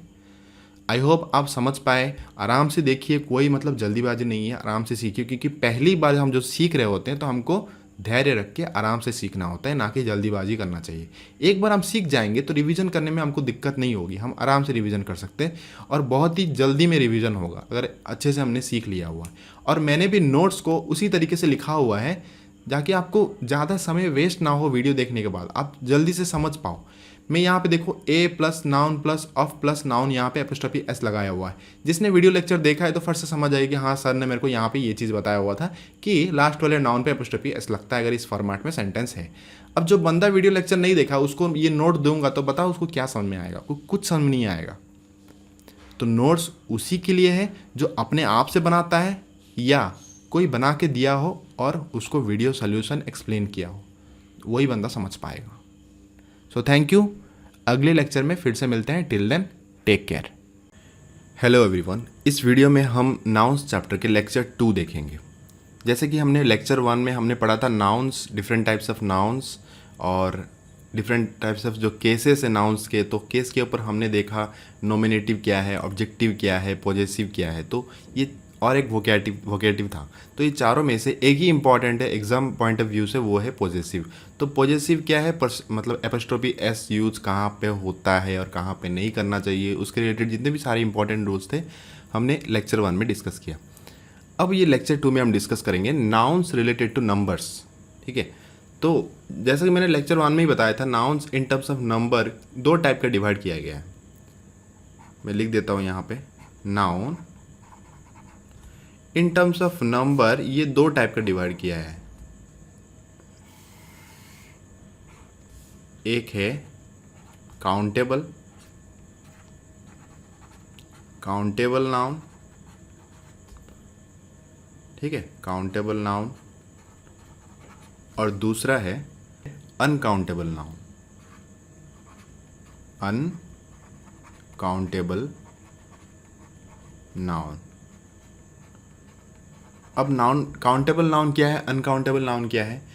जो नाउन जिस पदार्थ को या जिस चीज़ को, जिस नाउन को हम काउंट कर सकते हैं, जो काउंट किया जा सकता है, वो सारे के सारे काउंटेबल कैटेगरी में आएंगे।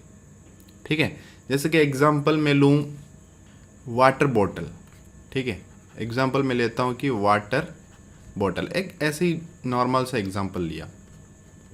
अब ये काउंट कर सकते हैं हम 1 2 3 4 5 6 कितने नंबर ऑफ प्रोडक्ट्स हैं, ये काउंट किया जा सकता है। तो ये किस चीज़ में आएगा? काउंटेबल कैटेगरी में आ जाएगा। अनकाउंटेबल का एक एग्जांपल देखते हैं, क्या है? हेयर्स, अपना जो बाल, सर के बाल, ठीक है। तो हेयर्स दोस्तों हम काउंट कर सकते हैं क्या? हम काउंट नहीं कर सकते। ट्राई करो, मतलब काउंट करने की कोशिश करो एक एक करके, नहीं कर पाओगे, क्योंकि ये चीज़ पॉसिबल ही नहीं है काउंट करना। तो जो चीज़ पॉसिबल नहीं है काउंट करना, वो सारे के सारे अनकाउंटेबल नाउन की कैटेगरी में आ जाते हैं। समझ पा रहे हो? तो इस लेक्चर में हम इसी पे बेस्ड सारे रूल्स, हम रेगुलेशंस देखेंगे जो एग्ज़ाम में पूछा जाता है, जिस टाइप का एग्ज़ाम में गलत करता है। एग्ज़ाम में क्या है, एक सही सेंटेंस को गलत करके आपके सामने पेश करेगा और आपको पहचानना है कि उसमें सही क्या, कौन सा गलत है और उसको क्या सही हम कैसे कर सकते हैं, उसको सही कैसे कर सकते हैं, वो चैलेंज है। ठीक है, तो ये काउंटेबल और अनकाउंटेबल के रिलेटेड हम जितने भी इंपॉर्टेंट रूल्स देखेंगे इसमें। ठीक है, बस स्टार्टिंग में मैंने इंट्रोडक्शन में आपको बता दिया है इस चीज़ को कि काउंटेबल क्या है, अनकाउंटेबल क्या है। अब एक एक रूल देखते हैं। देखो, ये जो आप देख रहे हो, glass, bread, chalk, advice, information, traffic, electricity, dirt, rubbish, dust, ये सारे जितने जो वर्ड्स हैं ना, ये हमेशा सिंगुलर अनकाउंटेबल नाउन्स होते हैं। ठीक है, मतलब इसमें एस नहीं लगाया जा सकता, समझ रहे हो? तो ये हमेशा सिंगुलर अनकाउंटेबल नाउन्स की तरह ही यूज किया जाता है, क्योंकि ये सारे अनकाउंटेबल नाउन्स है कि नहीं? ग्रास काउंट नहीं कर सकते, ब्रेड हम काउंट नहीं कर सकते, चौक, एडवाइस, इंफॉर्मेशन, ये सारे चीज़ काउंट नहीं किया जा सकता, इसलिए इसको अनकाउंटेबल नाउन बोला गया है। और ये सब हमेशा सिंगुलर नाउन जैसा यूज किया जाता है। सिंगुलर और प्लूरल मैंने बताया था। सिंगुलर मतलब क्या होता है दोस्तों? सिंगल होता है। प्लूरल मतलब मोर देन वन, मल्टीपल। ठीक है, तो सिंगुलर नाउन मतलब एक, सिंगुलर अनकाउंटेबल नाउन मतलब जो अनकाउंटेबल नाउन सिंगुलर है, एक है। ठीक है, तो इसके पहले हम कोई भी मतलब क्या बोलते हैं, आर या वेर, ये सब हम यूज नहीं कर सकते। वेर, आर, ये सब हम कहाँ यूज करते हैं? ये जो हेल्पिंग वर्ब है, आर या हो या वेर हो, ये सब हम जो प्लूरल नाउन होते हैं उनसे पहले यूज करते हैं। लेकिन ये सिंगुलर है तो इनसे पहले आर और वेर ये सब नहीं होगा, हैव ये सब यूज नहीं होगा। एग्जाम्पल देखते हैं। देखो, what is a poetry. Exam में इस टाइप के क्वेश्चन आएंगे, मतलब ऐसा फ्रेज होगा, व्हाट इज ए पोएट्री। तो यहाँ पे गलत क्या है? गलत ये है कि पोएट्री एक अनकाउंटेबल नाउन है जो कि सिंगुलर है। ठीक है, एक सिंगुलर अनकाउंटेबल नाउन है, तो इससे पहले ए, एन, दी अनकाउंटेबल नाउन से पहले यूज नहीं किया जा सकता। ठीक है, रूल क्या कहता है कि सिंगुलर अनकाउंटेबल नाउन से पहले ना हम ए यूज करेंगे, ना हम एन यूज करेंगे, ना कि हम दी यूज करेंगे। कोई भी आर्टिकल यूज नहीं होगा, सिंपली पोइट्री लिखा जाएगा। तो यहाँ पे इसलिए आपको जानने के लिए ये आज ए नोट्स मैं आपको बाद में दूंगा, तो ये आज ए नोट्स आपके लिए काम करेगा। इसलिए मैंने दो टाइप का सेंटेंस यहाँ पे लिखा है, गलत क्या है सही क्या है आपको पहचानने के लिए। अगर व्हाट इज़ ए पोइट्री, यहाँ पे ए नहीं होगा, ये गलत है। पहला वाला सेंटेंस क्या है? गलत है। इसका सही क्या होगा? ए को अगर हम हटा दें तो ये सही हो जाएगा, व्हाट इज़ पोइट्री। ठीक है, तो ये सही सेंटेंस है। वैसे देखो नेक्स्ट, सीनरी जो वर्ड है, सीनरी एक वर्ड क्या है? सिंगुलर अनकाउंटेबल नाउन है। अब अनकाउंटेबल नाउन जो होता है उसमें हम उसको मल्टीपल नहीं बनाया जा सकता। ठीक है, उसको प्लूरल नहीं बनाया जा सकता, वो अनकाउंटेबल है, तो हमेशा सिंगुलर फॉर्म में ही रहेगा। अब वुड को वुड्स नहीं बनाया जा सकता, क्योंकि वुड एक अनकाउंटेबल है, और जो अनकाउंटेबल नाउन होता है उसको हम प्लूरल नहीं बना सकते, वो हमेशा सिंगुलर में ही रहेगा। समझ रहे हो?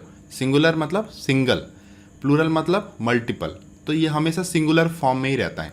तो सेंटेंस में चाहे जितने भी वो सीनरी के बारे में बात कर रहा हो, वो हमेशा सिंगुलर फॉर्म में ही रहेगा। तो एग्जाम में देखो आपको ऐसा देगा, the sceneries of Switzerland is beautiful.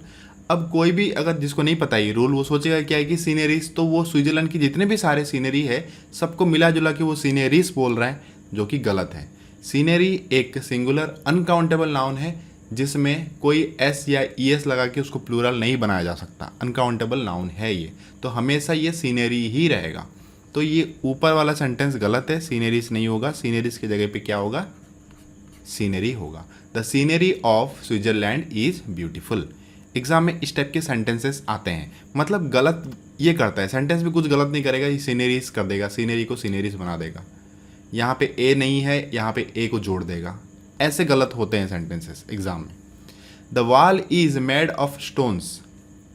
जैसे देखो स्टोन क्या है, आप स्टोन देख सकते हो, स्टोन क्या है? सिंगुलर अनकाउंटेबल नाउन है जिसको हम प्लूरल नहीं बना सकते, तो हमेशा वो सिंगुलर फॉर्म में ही रहता है। तो ये स्टोन्स गलत है। क्या होगा इसका सही यूज? सिर्फ स्टोन यूज किया जाएगा।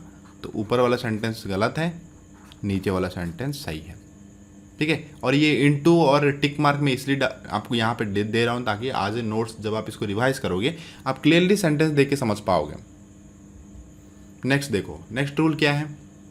हाँ, नेक्स्ट रूल देखने से पहले एक चीज़ मैं बताना चाहता हूँ, इन वर्ड्स को अगर मल्टीपल या प्लूरल में अगर दिखाना चाहते हैं, अगर सेंटेंस में अगर इनको प्लूरल में बताया जाए, तो इनके सामने इनके बाद ई एस या एस जोड़ते नहीं हैं हम लोग। ठीक है, तो उसके अलावा क्या जोड़ा जाता है? A piece of. ठीक है, क्या जोड़ा जाता है? देखो मैं बता दे रहा हूँ, a piece of, pieces of, pieces of, a bit of, a bit of, bits of,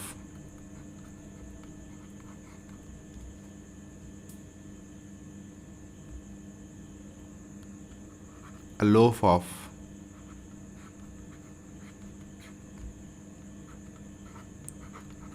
loaves of, a heap of,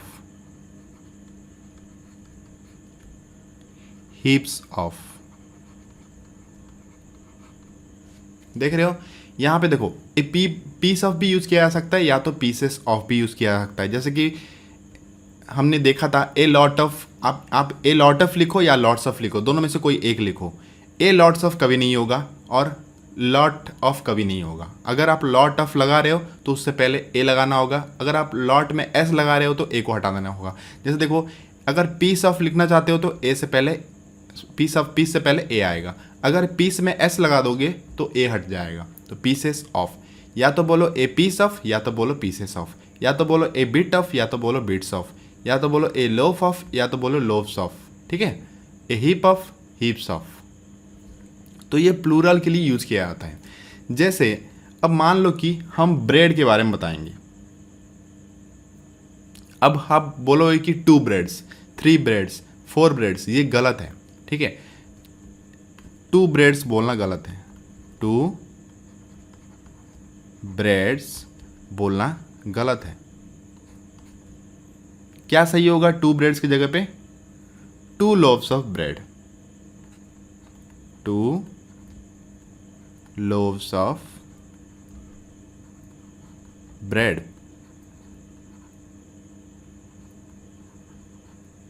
ये सही होगा। देखो, ब्रेड में एस नहीं लगा सकते, क्यों? क्योंकि ब्रेड एक सिंगुलर अनकाउंटेबल नाउन है, इसको प्लूरल बनाने के लिए एस नहीं लगा सकते। आपको ब्रेड को ब्रेड ही रखना होगा, लेकिन प्लूरल बताने के लिए आपको लोव्स ऑफ ऐड करना होगा उससे पहले। तो यही मैं बताने की कोशिश कर रहा था कि ये चीज़ प्लूरल बनाने के लिए यूज़ किया जाता है सिंगुलर अनकाउंटेबल नाउन को। हम एस नहीं लगा सकते, हम उससे पहले अगर उसको प्लूरल में बताना है तो ये सब हम यूज़ कर सकते हैं उससे पहले। ठीक है, चलो अगला रूल देखते हैं। ऐसे कुछ नाउन्स हैं दोस्तों जिसमें एस पहले से ही लगा रहता है, जैसे कि देखो innings, droughts, dirts, billiards, rickets, mumps, measles, ये सारी बीमारी के नाम है। मम्प्स, मिजल्स, स्टैटिस्टिक्स, ठीक है, economics, politics, phonetics, linguistics, ethics, mathematics, news. ये क्या है? आप न्यू नहीं बोलते, न्यू मतलब नया होता है, न्यूज़ मतलब जो खबर होता है। तो ये बाय डिफ़ॉल्ट एस हमेशा लगे रहते हैं इसका। लेकिन ये हम नहीं बोल सकते कि इसमें जो एस लगा हुआ है ये प्लूरल है। आप न्यूज़ में से एस को हटा दोगे तो ये क्या बन जाएगा? वर्ड ही चेंज हो जा रहा है, ये खबर नहीं रहा, फिर ये न्यू हो गया, नया हो गया ये, ठीक है। इसका न्यू का मतलब क्या होता है? नया। न्यूज़ मतलब खबर। तो इसमें से हम एस हटा देंगे तो इसका मीनिंग चेंज हो जाता है, ये सही वर्ड नहीं रहेगा। इसलिए ये सारे जो नाउन्स है जिसमें एस बाय डिफ़ॉल्ट लगे रहते हैं वो सारे के सारे सिंगुलर अनकाउंटेबल नाउन्स होते हैं, ठीक है। अब बिलियर्ड्स का मतलब क्या है? बिलियर्ड्स एक गेम है। बिलियर्ड्स मतलब हम उस गेम को इंडिकेट कर रहे हैं। आपके अगर मैं आपको बोलूँ बिलियर्ड्स मतलब आपके मन में आएगा कि बिलियर्ड्स एक गेम है। बिलियर्ड गेम नहीं होता है, बिलियर्ड्स गेम होता है। तो ये एक सिंगुलर नाउन है। अनकाउंटेबल किस लिए बोला गया है? क्योंकि इसको हम काउंट नहीं कर सकते। समझ में आया? तो सिंगुलर अनकाउंटेबल नाउन का मतलब वही होता है, ये एक सिंगुलर है और अनकाउंटेबल मतलब इसको हम काउंट नहीं कर सकते। जैसे देखो एग्जाम में आता है बिलियर्ड्स आर प्लेड बाई, यहाँ पे दो दो बाई क्यों आया है? ये बाई हटाओ, ठीक है, ये नहीं आएगा दो by. Billiards are played by women as well as by man, यहाँ पे बाई आना चाहिए, यहाँ पे बाई आना चाहिए, ठीक है। मैं टाइपिंग करते वक्त गलत कर दिया है मैंने यहाँ पे। तो billiards are played by women as well as man, तो यहाँ पे गलत क्या है दोस्तों? देखो अब जिसको नहीं पता है बिलियर्ड्स क्या है वो समझेगा ये प्लूरल है। अब प्लूरल के बाद बाय डिफ़ॉल्ट क्या होता है? जो वर्ब होता है, जो हेल्पिंग वर्ब होता है वो ना, वो हमेशा प्लूरल में ही होता है। जैसे कि यहाँ पे ईज नहीं लग गया, आर लग गया। अब जिसको नहीं पता है वो इसको प्लूरल समझेगा और ये आर सही समझेगा। लेकिन जिसको पता है कि बिलियर्ड्स एक सिंगुलर अनकाउंटेबल नाउन है और उसके बाद हमेशा सिंगुलर है तो वर्ब भी सिंगुलर होगा। अब बिलियर्ड्स सिंगुलर है तो उसके बाद वर्ब आर की जगह पे क्या आना चाहिए? ईज आना चाहिए। तो यहाँ पे बिलियर्ड्स ईज सही होगा, ना कि बिलियर्ड्स आर। एग्जाम में आपको आर ला के देगा। तो ऊपर वाला सेंटेंस क्या है दोस्तों? गलत है। सही सेंटेंस क्या है? नीचे वाला सेंटेंस है। समझ पा रहे हो? ये सिंगुलर वर्ब है, सॉरी सिंगुलर नाउन है। तो वर्ब क्या होना चाहिए? सब्जेक्ट वर्ब एग्रीमेंट में हमने पढ़ा था ना, अगर नाउन सिंगुलर है, सब्जेक्ट अगर सिंगुलर है तो वर्ब सिंगुलर होगा, सब्जेक्ट प्लूरल है तो वर्ब प्लूरल होगा। तो यहाँ पे सिंगुलर वर्ब है। क्लियर? कुछ ऐसे दोस्तों नाउन है, अभी नेक्स्ट रूल हम देख रहे हैं, ठीक है। कुछ ऐसे नाउन होते हैं जिसमें आप उसको सिंगुलर में रखो या प्लूरल में रखो, वो वर्ड में कुछ चेंज नहीं आता है, ठीक है। जैसे कि ये सारे जो नाउन है ऊपर आप देख रहे हो, इसको आप प्लूरल नहीं बना सकते, ये हमेशा सिंगुलर है। इससे पहले हमने जो देखा था वो सारे हमेशा सिंगुलर रहते हैं, इसको प्लूरल आप नहीं बना सकते। प्लूरल बनाने के लिए और कुछ यूज करना होगा। लेकिन कुछ ऐसे नाउन होते हैं जिसको आप सिंगुलर में रखो, जिसको सिंगुलर भी रखा जा सकता है और प्लूरल भी बनाया जा सकता है। लेकिन आप इसको सिंगुलर में रखो या प्लूरल में रखो, दोनों में कोई चेंजेस नहीं आता है। मान लो कि हेडक्वार्टर्स सिंगुलर में जैसा है प्लूरल में भी हेडक्वार्टर्स ही रहेगा। पहले से एस लगा हुआ है, ये सिंगुलर है, इसको अगर प्लूरल में लिखना है ये तो हेडक्वार्टर्स ही रहेगा। ऐसा नहीं है कि हेडक्वार्टर्स को आप सिंगुलर में लिखोगे तो एस को हटा दोगे, नहीं। वैसे मीन्स को सिंगुलर में जो मीन्स ही रहेगा, प्लूरल में भी मीन्स ही रहेगा। डजन सिंगुलर में डजन रहेगा, प्लूरल वाले सेंटेंस में भी डजन रहेगा। 100 सिंगुलर में अगर डजन है तो प्लूरल में भी डजन है। 1000 तो सब ये सारे जितने भी जो है नाउन्स, ये नो चेंजेस। देखो मैंने यहाँ पे ब्लू कलर में लिखा हुआ है, शॉर्ट में लिखा हुआ है। देखो ये नोट्स आज नोट्स में आपको बाद में दूंगा, वीडियो देखने के बाद ही ये नोट्स समझ में आएगा। अगर वीडियो नहीं देखा है ये नोट्स कुछ समझ में नहीं आएगा। उस तरीके से मैंने लिखा हुआ है नोट्स को, ब्रीफ जल्दी रिवाइज करने के लिए। यहाँ पे ब्लू में लिख दिया है मैंने, नो चेंजेस इन सिंगुलर और प्लूरल, मतलब प्लूरल और सिंगुलर में इसमें कोई चेंजेस नहीं आते हैं। तो एक डजन वाला वर्ड यूज करके हम देखते हैं कुछ एग्जाम्पल एग्जाम में कैसे आता है। देखो जैसे देखो यहाँ पे 2 dozens eggs have been bought. अब डजन वर्ड है कि नहीं? डजन वर्ड क्या है? ये सिंगुलर में जो रहता है प्लूरल में भी वही रहता है। यहाँ पे वो 2 डजन, टू डजन मतलब इसको प्लूरल बनाने की कोशिश कर रहा है। अब वो प्लूरल बनाने की कोशिश में डजन को डजन्स बना दिया, जो कि गलत है। हमेशा याद रखो दोस्तों, अगर डजन से पहले 1 A 2 3 कुछ नंबर ऐसे यूज किया गया है प्लूरल बनाने के लिए, तो डजन में कभी भी एस नहीं लगेगा और उसके बाद कभी भी ऑफ नहीं आएगा। ठीक है, तो यहाँ पे 2 dozens eggs have been bought, इसमें गलत क्या कर दिया है, एस लगा दिया, तो ये सेंटेंस गलत है। यहाँ पे देखो 2 है डजन से पहले, तो डजन में एस नहीं लगना चाहिए, तो 2 dozens of eggs have been bought, तो यहाँ पे एस भी लगा दिया और ऑफ भी लगा दिया, जो कि नहीं आना चाहिए, क्योंकि अगर डजन से पहले या 1000 नंबर, 1000 100 ये सबसे पहले अगर कोई नंबर है, न्यूमेरिकल है, उसको प्लूरल बनाने की कोशिश कर रहे हैं, तो वहाँ पे ना 100 हो या डजन हो, 1000 हो, उसमें एस नहीं लगेगा, उसके बाद ऑफ नहीं आएगा, तो यहाँ पे ये नहीं आना चाहिए और एस नहीं होना चाहिए, तो ये भी गलत है। ठीक है, यहाँ पे एस नहीं आएगा और ऑफ नहीं आएगा। बस मैं यहाँ पे स्ट्राइक इसलिए कर रहा हूँ ताकि आपको समझ में आए बाद में जब आप नोट्स देखोगे। 2 dozens eggs have been bought, तो यहाँ पे क्या है, 2 dozen eggs have been bought, तो ये बिल्कुल सही सेंटेंस है। ऊपर 2 सेंटेंस बिल्कुल गलत है, थर्ड वाला सही है, इसका सही फॉर्म है। 3 सेंटेंस में से ये सबसे सही है। ठीक है, क्योंकि 2 लगा हुआ है डजन से पहले, तो डजन में एस नहीं आएगा और इसके बाद ऑफ भी नहीं रहेगा, तो बिल्कुल ही प्योर फॉर्म में है यहाँ पे। ठीक है, अगला रूल की तरफ बढ़ते हैं। अब देखो ये जो कुछ वर्ड्स हैं, crowd, congregation, class, audience, team, government, jury, family, public, इसमें क्या है, ये जो वर्ड्स है इसमें एक टीम मतलब क्या बोलते हैं इसको, कलेक्टिव नाउन है। ठीक है, नाउन में स्टार्टिंग में हमने लेक्चर में देखा था कलेक्टिव नाउन क्या होता है। कलेक्टिव नाउन मतलब जिसमें कॉम्बिनेशन ऑफ कुछ चीज़ें होते हैं, लोग होते हैं या कुछ थिंग्स होते हैं, कुछ भी, उसमें बहुत सारे मेंबर इंक्लूडेड होते हैं। क्राउड मतलब क्या है, बहुत सारे लोगों को एक साथ क्राउड बोला जाता है। क्लास में बहुत सारे स्टूडेंट होते हैं। ऑडियंस मतलब क्या है, बहुत सारे लोग बैठे रहते हैं। टीम मतलब जिसमें पार्टिसिपेट मतलब जो लोग करते हैं उसको टीम बोलते हैं। जैसे कि क्रिकेट टीम मतलब 11 जन मेंबर होते हैं, उसमें प्लेयर्स होते हैं।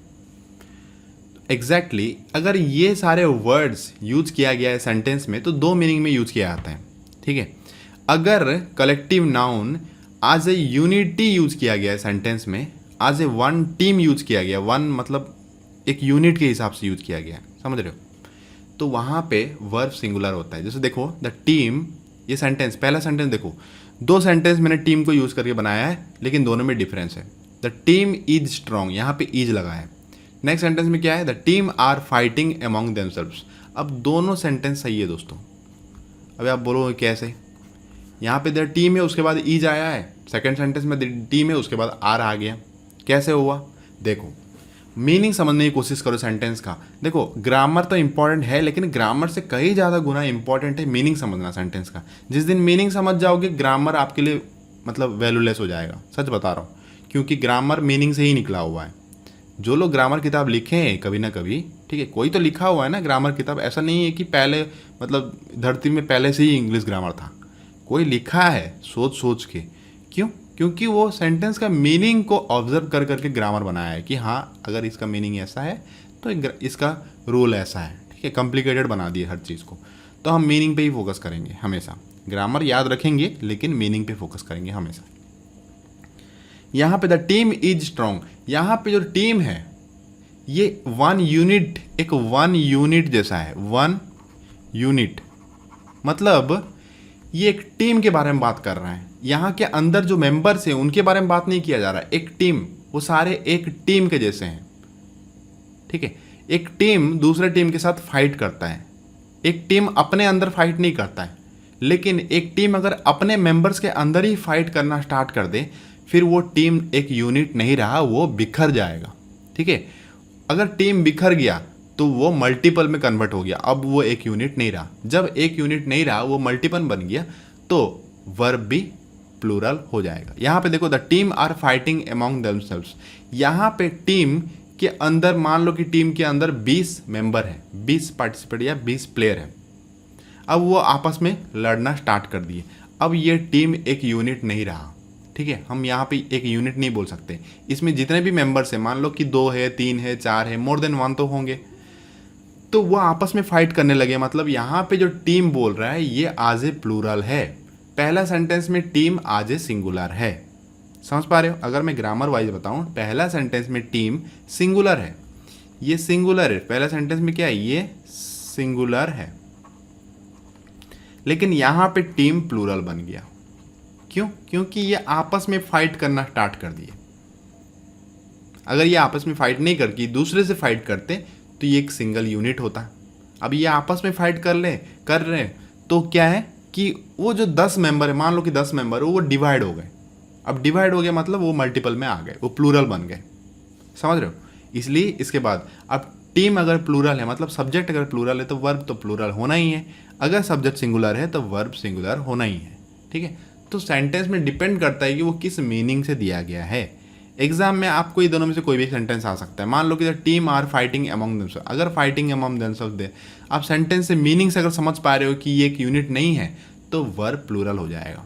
मतलब वहाँ पे नाउन आज ए प्लूरल काम कर रहे हैं। अगर वो एक यूनिट के हिसाब से है सेंटेंस में, सेंटेंस का मीनिंग समझ के अगर आप समझ पा रहे हो कि एक यूनिट के हिसाब से है, तो वहाँ पे टीम मतलब वो जो सब्जेक्ट है या जो नाउन है वो सिंगुलर के हिसाब से काम कर रहा है। ठीक है? समझ पाए? तो ये इंपॉर्टेंट है, इसलिए मैं बता रहा हूँ ये चीज़। क्लियर? अब यहाँ पे the team is wrong, strong की जगह पे the team are strong exam में देगा। अब जिसको नहीं पता है वो कंफ्यूज हो जाएगा, वो सोचेगा कि टीम मतलब बहुत सारे लोग हैं उसमें, तो उसके बाद आर सही है, जो कि गलत है। ऐसा नहीं होगा, वो टीम इज स्ट्रॉन्ग ही होगा, क्योंकि team as a one unit meaning बताया जा रहा है इसमें। क्लियर? अगला रूल देखते हैं।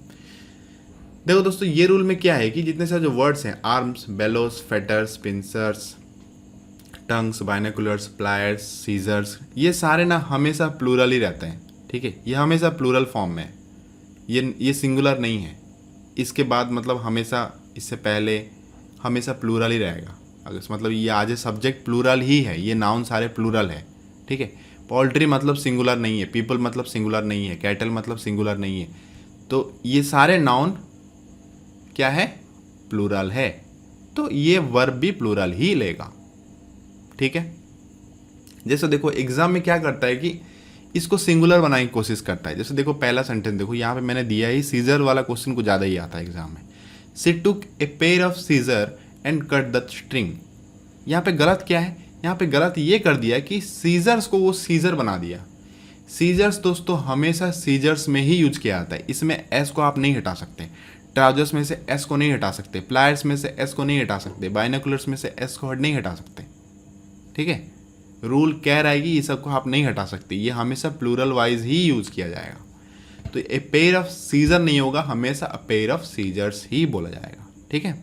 अब देखो सीजर्स, अब सीजर्स को मान लो कि सिंगुलर, मतलब इसको सिंगल सीजर नहीं बोला जाता है। ठीक है?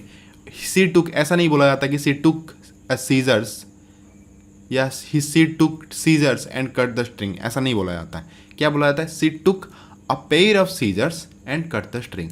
अगर सीजर बोला गया है तो अ पेयर ऑफ सीजर्स बोला जाएगा, अगर ट्राउजर बोला गया है तो अ पेयर ऑफ ट्राउजर बोला जाएगा। ठीक है? शूज बोला जाता है तो अ पेयर ऑफ शूट्स बोला जाता है। ठीक है? तो यहाँ पे गलत क्या है? यहाँ पे सीजर नहीं होगा, सीजर्स होगा। तो पहला सेंटेंस गलत है, दूसरा सेंटेंस सही है। ठीक है? देखो नेक्स्ट सेंटेंस और एक, डोंट यूज दिस सीजर्स। अब सीजर्स तो पार्ट वाला सही है, लेकिन ठीक है यहाँ पे सीजर्स सही है तो कोई दिक्कत नहीं है। Don't use this scissors to cut paper और कार्ड। यहाँ पे गलत क्या है? मैंने हाईलाइट करके रख दिया है पहले से ताकि आपको नोट्स में काम आए। Don't use this scissors. अब सीजर्स क्या है दोस्तों?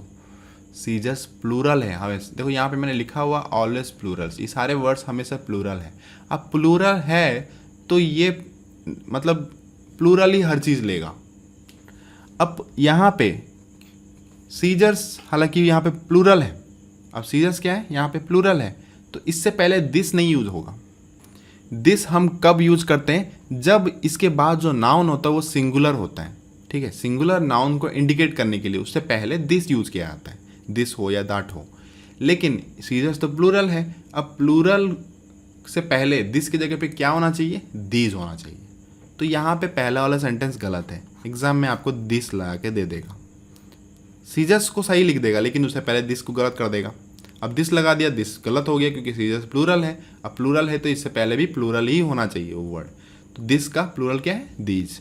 तो यहाँ पे दीज इसका सही यूज है। Don't use these scissors to cut paper और कार्ड।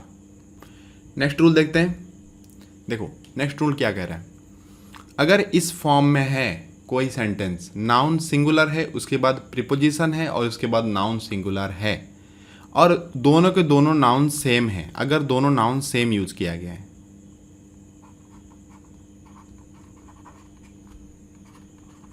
अगर दोनों नाउन सेम यूज किया गया हो तो नाउन इस तरफ सिंगुलर होगा, उस तरफ भी नाउन सिंगुलर में ही रहेगा। जैसे देखो डे बाई डे, बाई क्या है? प्रीपोजिशन है।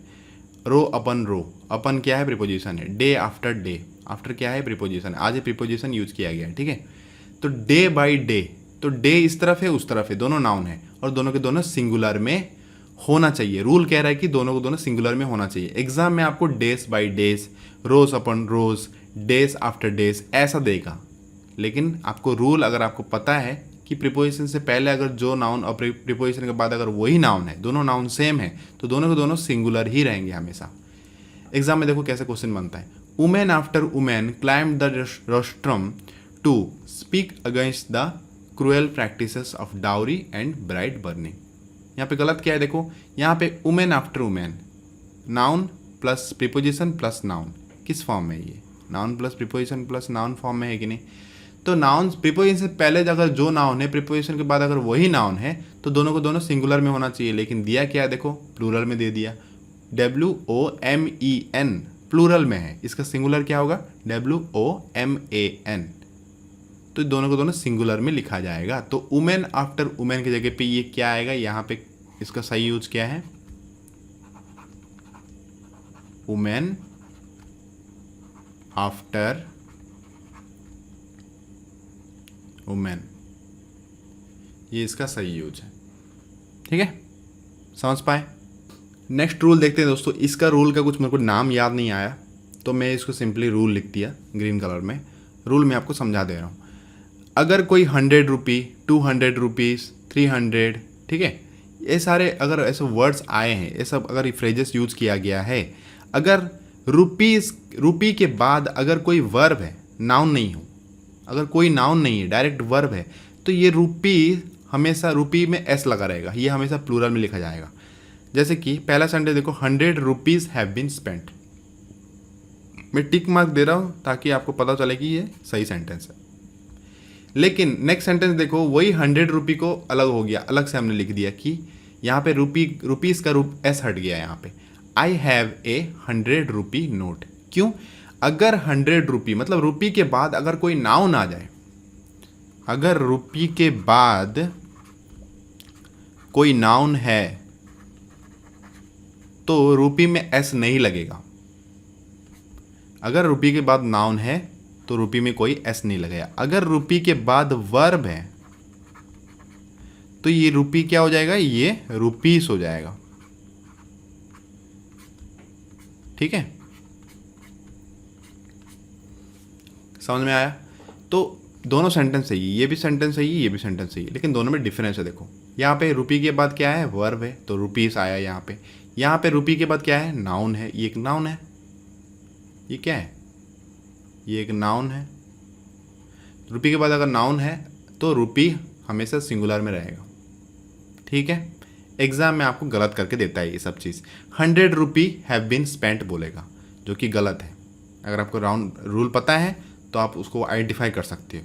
अगर एग्जाम बोलेगा I have a 100 rupees note, तो ये पढ़ने में तो अच्छा लग रहा है, कुछ पता नहीं चल रहा है, लेकिन गलत है as a grammatical. Next rule देखो, नेक्स्ट रूल क्या कह रहा है? अगर वन ऑफ दी यूज किया गया है सेंटेंस में, ठीक है, सेंटेंस अगर वन ऑफ दी है, वन ऑफ दी के बाद जो नाउन आता है ना वो हमेशा प्लूरल होता है, ठीक है। ये सेंटेंस का स्ट्रक्चर कह रहा है। जैसे देखो एग्जाम में one of the most intelligent person, यहाँ पे वन ऑफ दी है, उसके बाद नेक्स्ट नाउन कहाँ आ रहा है? पर्सन है, जो कि प्लूरल होना चाहिए, लेकिन यहाँ पे सिंगुलर बना के दिया है, तो ये क्या है? ये गलत है। क्या होगा सही इसका? One of the most intelligent persons होगा। नाउन को यहाँ पे प्लूरल बनाया जाएगा।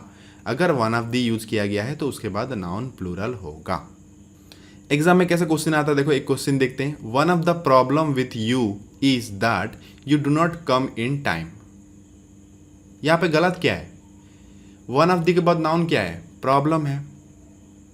प्रॉब्लम तो वन ऑफ द के बाद नाउन क्या होना चाहिए? प्लूरल होना चाहिए, लेकिन प्रॉब्लम किस फॉर्म में है? सिंगुलर फॉर्म में। तो यहाँ पे क्या होगा? हम यहाँ पे एस को जोड़ देंगे, प्रॉब्लम्स बनाएंगे इसको। One of the problems with you is that. तो यहाँ पे इसका मीनिंग मैं आपको समझा रहा हूँ, ये तो ग्रामर है लेकिन इसका मीनिंग मैं समझा रहा हूँ आपको। वन ऑफ द प्रॉब्लम्स का मतलब क्या है? उसके ढेर सारे प्रॉब्लम हैं, लेकिन वो उनमें से सिर्फ एक के बारे में बात कर रहे हैं। समझ पा रहे हो? वन ऑफ द प्रॉब्लम्स का मतलब है उसके बहुत सारे प्रॉब्लम में से एक प्रॉब्लम। इसको अगर हिंदी में मैं ट्रांसलेट करूं, वन ऑफ द प्रॉब्लम्स मतलब उसके बहुत सारे प्रॉब्लम में से एक प्रॉब्लम। क्लियर? समझ पाए? अब मीनिंग समझ गए ना? अब आप समझ पा रहे हो कि यहाँ पे एस क्यों आया, क्योंकि वो बहुत सारे प्रॉब्लम में से एक प्रॉब्लम के बारे में बात कर रहा है। अब जब वो बहुत सारे प्रॉब्लम के बारे में बात कर रहा है तो उसको प्लूरल तो बनाना ही होगा, इसलिए यहाँ पे प्रॉब्लम्स आया, ना कि problem. One of the problem मतलब उसका एक ही प्रॉब्लम है, उसमें से एक के बारे में मतलब क्या बताना? एक ही तो है उसके, एक फिर उसमें से एक क्या बताना? अब एक ही प्रॉब्लम है तो मतलब एक ही है, लेकिन उसका अगर ढेर सारे प्रॉब्लम है, अगर उनमें से एक के बारे में बताना हो तो हम बोलेंगे कि ढेर सारे प्रॉब्लम में से एक प्रॉब्लम। अब ढेर सारे के लिए यहाँ पे प्रॉब्लम्स लिखा गया है। ठीक है, समझ में आया? अगला रूल देखते हैं। देखो, अगर सेंटेंस में each of, either of, neither of, none of, इसके बाद अगर दी है, ईच ऑफ दी या तो either of the, neither of the, none of the, अगर ऐसा है तो उसके बाद जो नाउन होता है वो हमेशा प्लूरल होता है। जैसे देखो, ईच ऑफ द बुक्स, ना कि बुक बोला जाता है। ठीक है, तो ये सही सेंटेंस। एग्जाम में आपको क्या देगा? ईच ऑफ द बुक लिख के दे देगा। तो वहां पे अगर आपको ये सारे रूल्स पता है तो आप वहां पे अप्लाई कर सकते हैं, फट से फाइंड आउट कर लोगे। अब दोस्तों एक चीज़ मतलब मैं आपको बताना चाहता हूँ, बहुत लोग बोलते हैं कि रूल याद नहीं रहता है। देखो, रूल को रटना नहीं है, हमेशा रूल को पढ़ो, एग्जाम्पल से समझने की कोशिश करो, और ना ये सब चीज़ दिमाग में रहने के लिए इसको रेगुलरली रिवाइज करना होता है। आपको क्या लगा कि एक बार पढ़ने से थोड़ी ना हो जाता है? आपको एक बार पढ़ लिया तो रूल तो दिमाग में रह जाएंगे? ऐसा नहीं होता है दोस्तों, आपको रेगुलरली रिवाइज करना है। मान लो कि अगर 15 चैप्टर है ग्रामर के, तो आपको 15 के 15 रेगुलरली रिवाइज, मतलब महीने में 2 बार आपको एक एक चैप्टर खत्म करना है। मतलब 15 दिन, एक दिन में एक चैप्टर खत्म किया आपने, फिर 15 दिन के बाद फिर से नंबर 1 चैप्टर पे आ जाना है, फिर 15 दिन के बाद फिर से नंबर 1 चैप्टर पे आ जाना है। ऐसे आपको एग्जाम तक, आपको जब तक एग्जाम आपको प्रीलिम और मेंस खत्म ना हो जाए तब तक आपको रेगुलरली रिवाइज करना है। वंस आपको मेंस खत्म हो गया आप छोड़ सकते हो। समझ रहे हो? तो ऐसा होता है कॉम्पिटिटिव पढ़ाई। ये कोई स्कूल नहीं है, स्कूल का पढ़ाई नहीं है। स्कूल का पढ़ाई, कॉलेज का पढ़ाई अलग होता है, और कॉम्पिटिटिव का पढ़ाई वे अलग होता है। हमको ये चीज़ समझना जरूरी है, और जितना जल्दी समझ जाएंगे इस चीज़ को अच्छा है, जितना लेट से समझोगे प्रॉब्लम है, आप बहुत समय वेस्ट कर दोगे अपना। नेक्स्ट देखो, neither of the boys is guilty. अब नेदर ऑफ दी है, neither of plus the plus noun plural होगा, तो बॉयज, बॉय का यहाँ पे बॉयज बनाया है। एग्जाम में आपको बॉयज नहीं लिख के बॉय लिख के देगा। ठीक है, ये भी सेंटेंस सही है। मैं टिक मार्क इसलिए डाल रहा हूँ ताकि आपको पता चले कि ये सेंटेंस सही वाले सेंटेंस है, गलत वाले सेंटेंस नहीं है। इसका गलत बनाना हो तो बॉय का बॉय, बॉयज़ का बॉय बना दो, बुक्स का बुक बना दो। ठीक है, इसका गलत बनाना अगर और एक करना है तो बॉयज़ यहीं पे सही रहने दो, ईज का आर बना दो, और यहाँ पे ईज का आर बना दो, गलत हो जाएगा सेंटेंस। क्लियर? नेक्स्ट रूल क्या कह रहा है? देखो, any of the, any of के बाद अगर दी है उसके बाद नाउन काउंटेबल, अगर काउंटेबल नाउन है तभी ये प्लूरल होगा, अगर अनकाउंटेबल नाउन है वो प्लूरल नहीं होगा, जैसा का वैसा ही लिखा जाएगा। ठीक है, जैसे देखो, any of the books, example है ये, एनी ऑफ द बुक्स। तो बुक क्या है दोस्तों? काउंटेबल नाउन है, इसलिए इसको प्लूरल बनाया गया, बुक को बुक्स बनाया गया। ठीक है, नेक्स्ट रूल क्या कह रहा है? देखो, मोस्ट ऑफ और ऑल ऑफ दी। अगर मोस्ट ऑफ दी है या ऑल ऑफ दी, सेंटेंस अगर इस चीज़ से स्टार्ट हुआ है, most of the, all of the, तो 2 रूल बनते हैं इसके। क्या बनता है? 2 रूल, इसके 2 रूल बनते हैं। एक रूल है इस तरफ,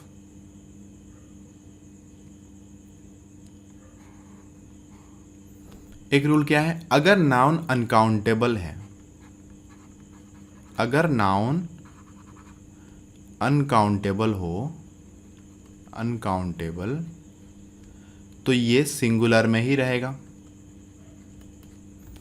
अगर नाउन काउंटेबल है, अगर नाउन काउंटेबल हो, काउंटेबल अगर नाउन है तो ये प्लूरल में लिखेंगे हम, ठीक है, as a rule. Most of the के बाद अगर नाउन अनकाउंटेबल है तो सिंगुलर रहेगा। मोस्ट ऑफ दी के बाद अगर नाउन काउंटेबल है तो प्लूरल हो जाएगा। ऑल ऑफ दी के बाद अगर नाउन अनकाउंटेबल है तो सिंगुलर रहेगा। ऑल ऑफ दी के बाद अगर नाउन काउंटेबल है तो प्लूरल हो जाएगा। एग्जाम्पल देखो, most of the boys are frustrated. यहाँ पे मोस्ट ऑफ दी के बाद जो नाउन क्या है, काउंटेबल है कि नहीं बताओ? काउंटेबल है। तो बॉय अगर काउंटेबल है तो इसको हम प्लूरल में लिखेंगे, तो बॉय का हमने बॉयज लिखा हुआ है। अगर यहाँ पे कोई अनकाउंटेबल आ जाता तो उसको हम सिंगुलर में लिखते, उसका प्लूरल हम नहीं बनाएंगे, ठीक है। और यहाँ पे आर आया है, देखो यहाँ पे आर क्यों आया? क्योंकि मोस्ट ऑफ द बॉयज मतलब वो मल्टीपल के बारे में बात कर रहे हैं, इसलिए यहाँ पे हेल्पिंग वर्ब क्या है? प्लूरल में है, ठीक है। समझ में आया?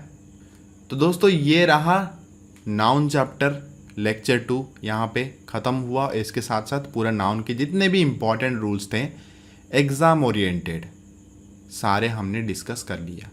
अगर आपको इतना अच्छे से पता है तो आप आराम से नाउन रिलेटेड कुछ भी अगर क्वेश्चन आया तो आराम से आप फाइंड आउट कर सकते हो। आपको सब कुछ फैमिलियर लगेगा, लेकिन आपको इसको रेगुलरली रिवाइज करना है। अगर रेगुलरली रिवाइज नहीं करोगे तो दिमाग से हट जाता है ये सब चीज़, ठीक है, फेड होना स्टार्ट हो जाता है दिमाग से। अब दिमाग से फेड होना स्टार्ट हो गया, फिर हम पहचान नहीं पाते, टाइम लग जाता है हमको। क्लियर? समझ पा रहे हो? तो इसके बाद हम क्वेश्चंस प्रैक्टिस करेंगे, जितने भी नाउन रिलेटेड जितने भी इंपॉर्टेंट क्वेश्चंस हम प्रैक्टिस करेंगे। Thank you so much for watching this video. Have a nice day, take care. Hey guys, I hope आपने क्वेश्चंस प्रैक्टिस कर लिया है, खुद से ट्राई एटलीस्ट किया होगा आपने। अभी हम सॉल्यूशंस देखेंगे इसका, नाउन्स के मोस्ट इंपॉर्टेंट क्वेश्चंस, ठीक है। तो हम चैप्टर वाइज क्वेश्चंस कर रहे हैं, तो बस एक ही बार कर रहे हैं इसको, हम बार बार रिवाइज नहीं करेंगे। चैप्टर वाइज क्वेश्चंस पे रिवाइज नहीं करेंगे हम। जब हम मिसलेनियस क्वेश्चंस प्रैक्टिस करेंगे तब हम लोग का फुल प्रैक्टिस होगा हर टाइप के चैप्टर के। पहला क्वेश्चन देखो, he gave me 2 important informations I had been waiting for the previous 2 months। इसमें गलत क्या है? इसमें गलत देखो, ध्यान से देखो, इंफॉर्मेशन,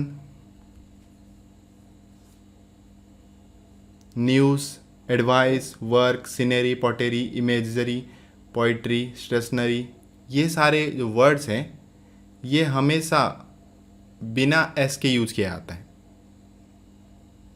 क्यों बिना एस का? क्योंकि एक अनकाउंटेबल नाउन है। अनकाउंटेबल नाउन में क्या होता है दोस्तों, हम एस यूज नहीं करते, ठीक है। जो अनकाउंटेबल नाउन होता है उसमें हम एस को यूज नहीं करते हैं, मतलब उसको प्लूरल बनाने के लिए एस नहीं यूज किया जाता है। अनकाउंटेबल नाउन सिंगुलर में जैसे होते हैं प्लूरल में भी वैसे ही होते हैं। तो यहाँ पे वो क्या कर दिया एग्जामिनर, इन्फॉर्मेशन को प्लूरल बनाने के चक्कर में उसने इन्फॉर्मेशंस बोल दिया, जो कि गलत है। इन्फॉर्मेशन प्लूरल में भी इन्फॉर्मेशन ही रहेगा, यहाँ पे एस नहीं आएगा, तो ये पार्ट में गलत है, ठीक है। और गलत क्या है? इन्फॉर्मेशंस नहीं होगा, ये होगा इन्फॉर्मेशन। नेक्स्ट क्वेश्चन देखो, running a 5-star hotel needs much more money than what we have in our account. इसमें गलत क्या है? ध्यान से सेंटेंस को पढ़ो, ध्यान से देखो, सेंटेंस में कुछ गलत दिख रहा है क्या आपको? जी दोस्तों, इसमें कुछ भी गलती नहीं है, ये नो एरर वाला सेंटेंस है। जानबूझ के मैंने यहाँ पर रखा हुआ है नो एरर वाला, ताकि आप थोड़ा कंफ्यूज हो जाओ। देखो यहाँ पे गलत क्या देता, ए 5-star होटल, देखिए ये जो 5 स्टार दिख रहा है ना आपको, यहाँ पे गलत देता है। अगर देगा तो क्या गलत देगा? ये स्टार को स्टार्स बना देगा, अगर देगा तो गलत। तो 5 स्टार्स, तो हमने डिस्कस किया था रूल में, नाउन्स चैप्टर में लेक्चर 2 में हमने डिस्कस किया था कि 100 कोई भी नंबर जो उतना होता है 1 2 3 4 5 6 100 तक जो भी नंबर्स हैं, उसके बाद अगर ये यूज़ किया गया, रुपी यूज़ किया गया है या स्टार यूज़ किया गया है, अगर उसके बाद वर्ब आता है तो हम रुपी में रुपीज़ करते हैं, रुपी को हम रुपीज़ लिखते हैं अगर उसके बाद वर्ब हो तो। अगर रुपी के बाद नाउन हो तो हम क्या करते हैं, रुपीज़ को हम रुपी लिखते हैं। तो यहाँ पे होटल नाउन है तो ये स्टार्स नहीं होगा, ये होगा स्टार। एग्जाम में आपको स्टार्स करके देगा। क्लियर? समझ में आया? क्वेश्चन नंबर 3 देखो, he said that he always kept in his pocket a bundle of 100 rupees notes. यहाँ पे गलती क्या है देखो, यहाँ पे 100 रुपीज़ नोट्स दिया हुआ है, रुपीज़ के बाद नाउन है, अगर रुपी के बाद नाउन है तो ये रुपीस नहीं होगा, ये होगा रुपी होगा। अगर इसके बाद वर्ब होता तो रुपीस सही होता।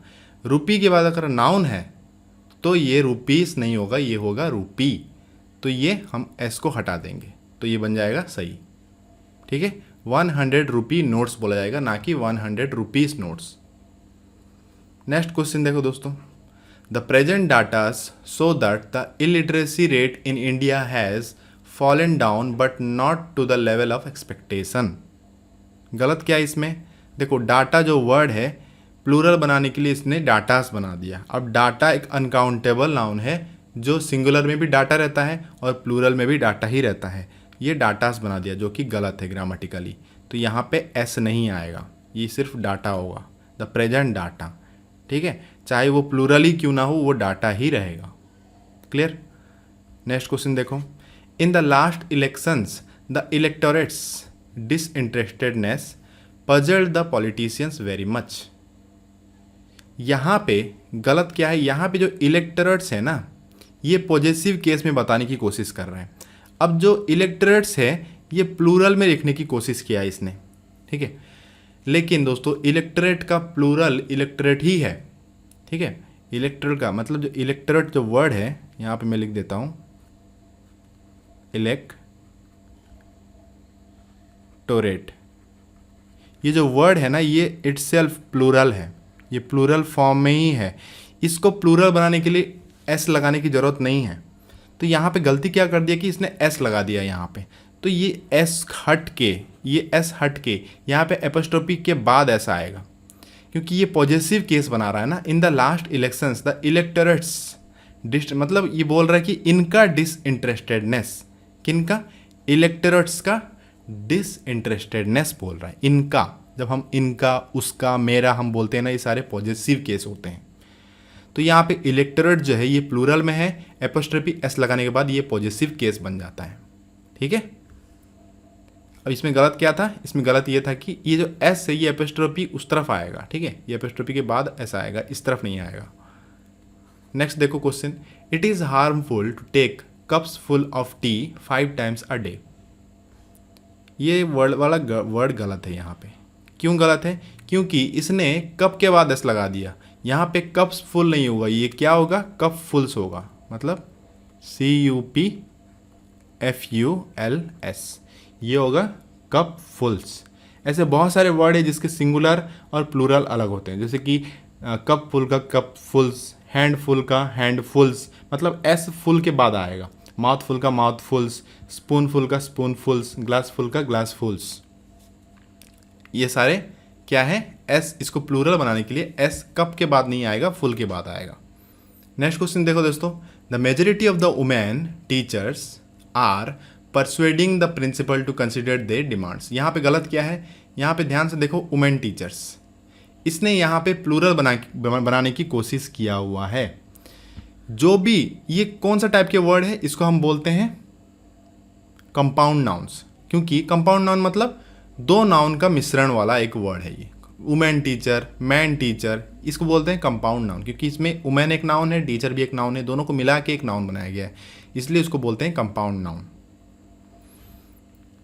ठीक है, तो कंपाउंड नाउन में दो टाइप, मतलब एक होता है मैन और वुमेन यूज करके अगर कंपाउंड नाउन बनाया गया है, रूल कहता है कि अगर इसको प्लूरल बनाया जाए तो दोनों में प्लूरल होगा। अगर मैन और वुमेन को यूज करके कंपाउंड नाउन अगर बनाया गया है, कंपाउंड नाउन अगर बनाया गया है तो दोनों प्लूरल होगा, मतलब मैन भी प्लूरल में आएगा, उसके बाद जो नाउन है वो भी प्लूरल में आएगा। यहाँ पे गलत क्या कर दिया? देखो, यहाँ पे टीचर को टीचर्स तो कर दिया, लेकिन वुमेन को इसने सिंगुलर में ही रख दिया, इसने प्लूरल नहीं बनाया है। जैसे पिछला क्वेश्चन में कप फुल में फुल के बाद ऐसा आया है, वो वाला वो क्यों एक ऐसा है? क्योंकि वो कंपाउंड नाउन नहीं है। ठीक है, लेकिन यहाँ पे गलत क्या है? यहाँ पे वुमेन और मैन, बस पर्टिकुलरली ध्यान देना, वुमेन और मैन को यूज करके अगर कोई कंपाउंड नाउन बनाया गया है तो अगर उसको प्लूरल बनाया गया, अगर जाता है उसको प्लूरल बनाया जाता है, तो वो वुमेन में और मैन में भी प्लूरल होगा और उसके बाद नाउन वाला भी प्लूरल होगा। मतलब यहाँ पे ये जो वुमेन है ये सिंगुलर है, ये प्लूरल में आएगा। तो ये वुमेन की जगह पे कौन सा सही होगा? WOMEN, वुमेन टीचर्स होगा। दोनों प्लूरल है। टीचर का टीचर्स यहाँ पे प्लूरल सही है, लेकिन वुमेन यहाँ पे सिंगुलर कर दिया, जो कि यहाँ पे प्लूरल होना चाहिए। ठीक है, नेक्स्ट देखो, all the girls students of the college are advise to sit in the girls common room. Girls common room, देखो गर्ल के बाद एपोस्ट्रोफी एस है, गर्ल्स का मतलब क्या है, लड़कियों का। ये वाला एपोस्ट्रोफी एस नहीं है, गर्ल्स मतलब क्या है, लड़कियां। दोनों में डिफरेंस है दोस्तों, ठीक है। पॉजिटिव केस, ये वाला एपोस्ट्रोफी एस लग गया, मतलब ये पॉजिटिव केस में आ गया, लड़कियों का। तो ऑल द गर्ल स्टूडेंट्स, देखो यहाँ पे क्या किया, एक फिर से कंपाउंड नाउन आया। मैंने क्या बताया था, सिर्फ और मैन और वुमेन को यूज करके अगर कोई कंपाउंड नाउन बना है तो दोनों में प्लूरल होगा, लेकिन यहाँ पे गर्ल है तो यहाँ पे क्या किया, देखो यहाँ पे सिंगुलर रख दिया, लेकिन यहाँ पे दोनों प्लूरल कर दिया, जो कि गलत है। गर्ल से बना हुआ है कंपाउंड नाउन, तो इसमें सेकंड वाला ही प्लूरल होगा, फर्स्ट वाला नाउन प्लूरल नहीं होगा। तो ये गर्ल स्टूडेंट्स नहीं बोला जाएगा, गर्ल स्टूडेंट्स बोला जाएगा। ठीक है, तो यहाँ पे क्या होगा, एस को हम हटा देंगे, ये हो जाएगा गर्ल स्टूडेंट्स। ठीक है, समझ में आया। नेक्स्ट क्वेश्चन देखो, in one of our first conversation she inform me that she had lost her husband in a bus accident. One of के बाद नाउन क्या आता है, हमने बताया था, रूल में क्या डिस्कस किया था, वन ऑफ के बाद हमेशा जो नाउन होता है वो प्लूरल होता है। तो वन ऑफ के बाद नाउन क्या है, कन्वर्सेशन है। ये क्या होना चाहिए था, प्लूरल होना चाहिए था। दिया क्या है, सिंगुलर दिया हुआ है, तो गलत है, ये हो जाएगा conversations. In one of our first conversations she inform me that she had lost her husband in a bus accident. अब जाके ये सेंटेंस सही हुआ, समझ में आया। वन ऑफ के बाद हमेशा जो नाउन होता है वो प्लूरल होता है। अगला क्वेश्चन देखते हैं, question number 10, one of her firmest belief was. देखो यहाँ पे फिर से वन ऑफ आया, वन ऑफ के बाद हमेशा नेक्स्ट वाले नाउन पे ध्यान देना, वो सही है कि नहीं। One of her firmest belief was that her friend shouted at her with a view to making her aware of her repeated lapses. यहाँ पे वन ऑफ के बाद नाउन क्या है, बिलीफ है। वन ऑफ के बाद नाउन क्या होना चाहिए, प्लूरल होना चाहिए। बिलीफ क्या प्लूरल में दिख रहा है आपको, नहीं, तो यहाँ पे गलत है। ये क्या होगा, ये होगा बिलीफ्स, एस हम इसको ऐड करेंगे। तो वन ऑफ हर फार्मेस्ट बिलीफ्स होगा, ना कि बिलीफ, क्योंकि वन ऑफ के बाद जो नाउन होता है वो प्लूरल में होना चाहिए। नेक्स्ट क्वेश्चन देखो, the finance minister boast of improving the economic condition of countries. अब देखो इसने गलत क्या कर दिया, लास्ट वाले वर्ड पे एपोस्ट्रोफी एस लगा दिया। यहाँ पे जरूरत नहीं था एपोस्ट्रोफी एस लगाना। The economic condition of country, इसका मतलब क्या है, एक देश का इकोनॉमिक कंट्री। वो क्लियरली बता रहा है एक देश का इकोनॉमिक कंट्री। फिर से का बनाने के लिए, फिर से उसको पॉजिटिव बनाने के लिए एपोस्ट्रोफी एस लगाने की क्या जरूरत था। या तो हम इसको ऐसे भी लिख सकते थे, इकोनॉमिक कंडीशन ऑफ कंट्री, या तो लिखो ऐसे, मैं यहाँ पे लिख दे रहा, देखो economic condition of the country, या ऐसे भी लिख सकते हो, कंट्रीज इकोनॉमिक कंडीशन। देखो दोनों में डिफरेंस है कि नहीं, दोनों फ्रेज में डिफरेंस है कि नहीं। एक है economic condition of the country, दूसरा है कंट्रीज इकोनॉमिक कंडीशन। दोनों सेम है, दोनों का मीनिंग सेम है। अगर हम एपोस्ट्रोफी एस कंट्री में यूज करें तो ये ऐसे चेंज हो जाएगा, कंट्रीज इकोनॉमिक कंडीशन, मतलब कंट्री का इकोनॉमिक कंडीशन। अगर हमको एपोस्ट्रोफी एस को हटाना है कंट्री से, तो हमको ऐसे लिखना होगा, economic condition of the country. यहाँ पे क्या किया, economic condition of the country लिखना था, लेकिन वो यहाँ पे एपोस्ट्रोफी एस लगा दिया, जो कि यहाँ पे ज़रूरत नहीं है। तो ये एपोस्ट्रोफी एस हट जाएगा, ये सिर्फ कंट्री होगा यहाँ पे। ठीक है, नेक्स्ट क्वेश्चन देखो, योर टोन ऑफ स्पीकिंग। ठीक है, यहाँ पे ऑफ मैंने छोड़ दिया हुआ है दोस्तों, यहाँ पे ऑफ आएगा। ठीक है, मैंने छोड़ दिया यहाँ पे, sorry for that. Your tone of speaking as well as your friends is really extremely sarcastic yet we never take it seriously। गलत क्या है यहाँ पे, ध्यान से मतलब मीनिंग समझने की कोशिश करो। योर टोन ऑफ स्पीकिंग मतलब तुम्हारा जो बात करने का जो टोन है, आज वेल आज योर फ्रेंड्स, यहाँ पे मीनिंग बताने की कोशिश कर रहा है कि तुम्हारा और तुम्हारे दोस्तों का। ठीक है, अब दोस्तों का बोल रहा है मतलब क्या है, पॉजिटिव केस आ गया। पॉजिटिव केस मतलब एपोस्ट्रोफी एस आना चाहिए, लेकिन यहाँ पे ध्यान से देखो फ्रेंड्स में एपोस्ट्रोफी एस नहीं है। ये फ्रेंड्स का मतलब है दोस्त, जितने भी सारे दोस्त, लेकिन यहाँ पे वो बोलने की कोशिश कर रहा है कि दोस्तों का। तो दोस्तों का अगर बोलने की कोशिश कर रहा है तो यहाँ पे क्या आएगा दोस्तों, यहाँ पे एपोस्ट्रोफी एस आएगा, ये होगा फ्रेंड्स। इसका सही क्या होगा, फ्रेंड्स। इसका सही होगा फ्रेंड्स। एपोस्ट्रोफी एस मिस है यहाँ पे। अगर यहाँ पे एपोस्ट्रोफी एस लगा देते हैं तो सेंटेंस बिल्कुल सही हो जाता है। देखो अब यहाँ पे ना कोई रूल काम नहीं करता है। अब ये मेरे को पूछोगे कि भाई मतलब सर या भाई आप जो भी बोलते हो, अगर पूछोगे कि ये रूल आप कैसे जाने, ये ना मैं समझ से जान पा रहा हूँ। अब समझ कहाँ बढ़ता है, आप जितना ज़्यादा रीडिंग करोगे उतना समझ बढ़ेगा आपका। Your tone of speaking as well as your friends, यहाँ पे फ्रेंड्स लगा के देखो, आप खुद ट्रांसलेशन करके देख लो, इंटरनेट में गूगल में सर्च करके देख लो, ट्रांसलेटर लगा के सिर्फ फ्रेंड्स लगाओ, एपोस्ट्रोफी एस लगा के फ्रेंड्स लगाओ, दोनों में डिफरेंस आ जाएगा, समझ जाओगे खुद। ठीक है, तो यहाँ पे एपोस्ट्रोफी एस लगाने से इसका जो मीनिंग बोलने की कोशिश कर रहा है वो आ जाएगा। ठीक है, जैसे कि मैंने आपको समझाया यहाँ पे। नेक्स्ट देखो, America's problems are however not so serious and awful as India. देखो यहाँ पे भी वही सेम टाइप का गलती कर दिया। अमेरिकास बता रहा है मतलब अमेरिका का। ठीक है, एपोस्ट्रोफी एस लगा हुआ है, पॉजिटिव केस है ये। अमेरिकास का मतलब क्या है, अमेरिका का।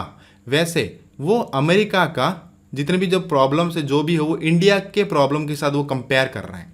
अमेरिका का जो प्रॉब्लम है हाउएवर नॉट सो सीरियस मतलब उतना सीरियस और मतलब दर्दनाक नहीं है जितना इंडिया का है। तो इंडिया का मैंने बोला, तो इंडिया का बोला, लेकिन यहाँ पे एपोस्ट्रोफी एस कहाँ है ही नहीं यहाँ पे एपोस्ट्रोफी एस, तो यहाँ पे मिस है एपोस्ट्रोफी एस। हमको इसको पॉजिटिव बनाना होगा। ऑफुल आज इंडिया, इंडिया सिर्फ बता देंगे तो ये कंट्री बोल रहा है, कंट्री का यहाँ पे डिफाइन नहीं कर रहा है, लेकिन हमको सेंटेंस में चाहिए कंट्री का। जैसे यहाँ पे अमेरिकास है, यहाँ पे वैसे इंडियास होगा। ठीक है, अगर नॉर्मली कॉमन सेंस भी दोस्तों एग्जाम में अगर आपको समझ में नहीं आ रहा है, आप कॉमन सेंस भी अप्लाई करते हो ना, तो समझ जाओगे यहाँ पे अमेरिका से यहाँ पे इंडिया क्यों है।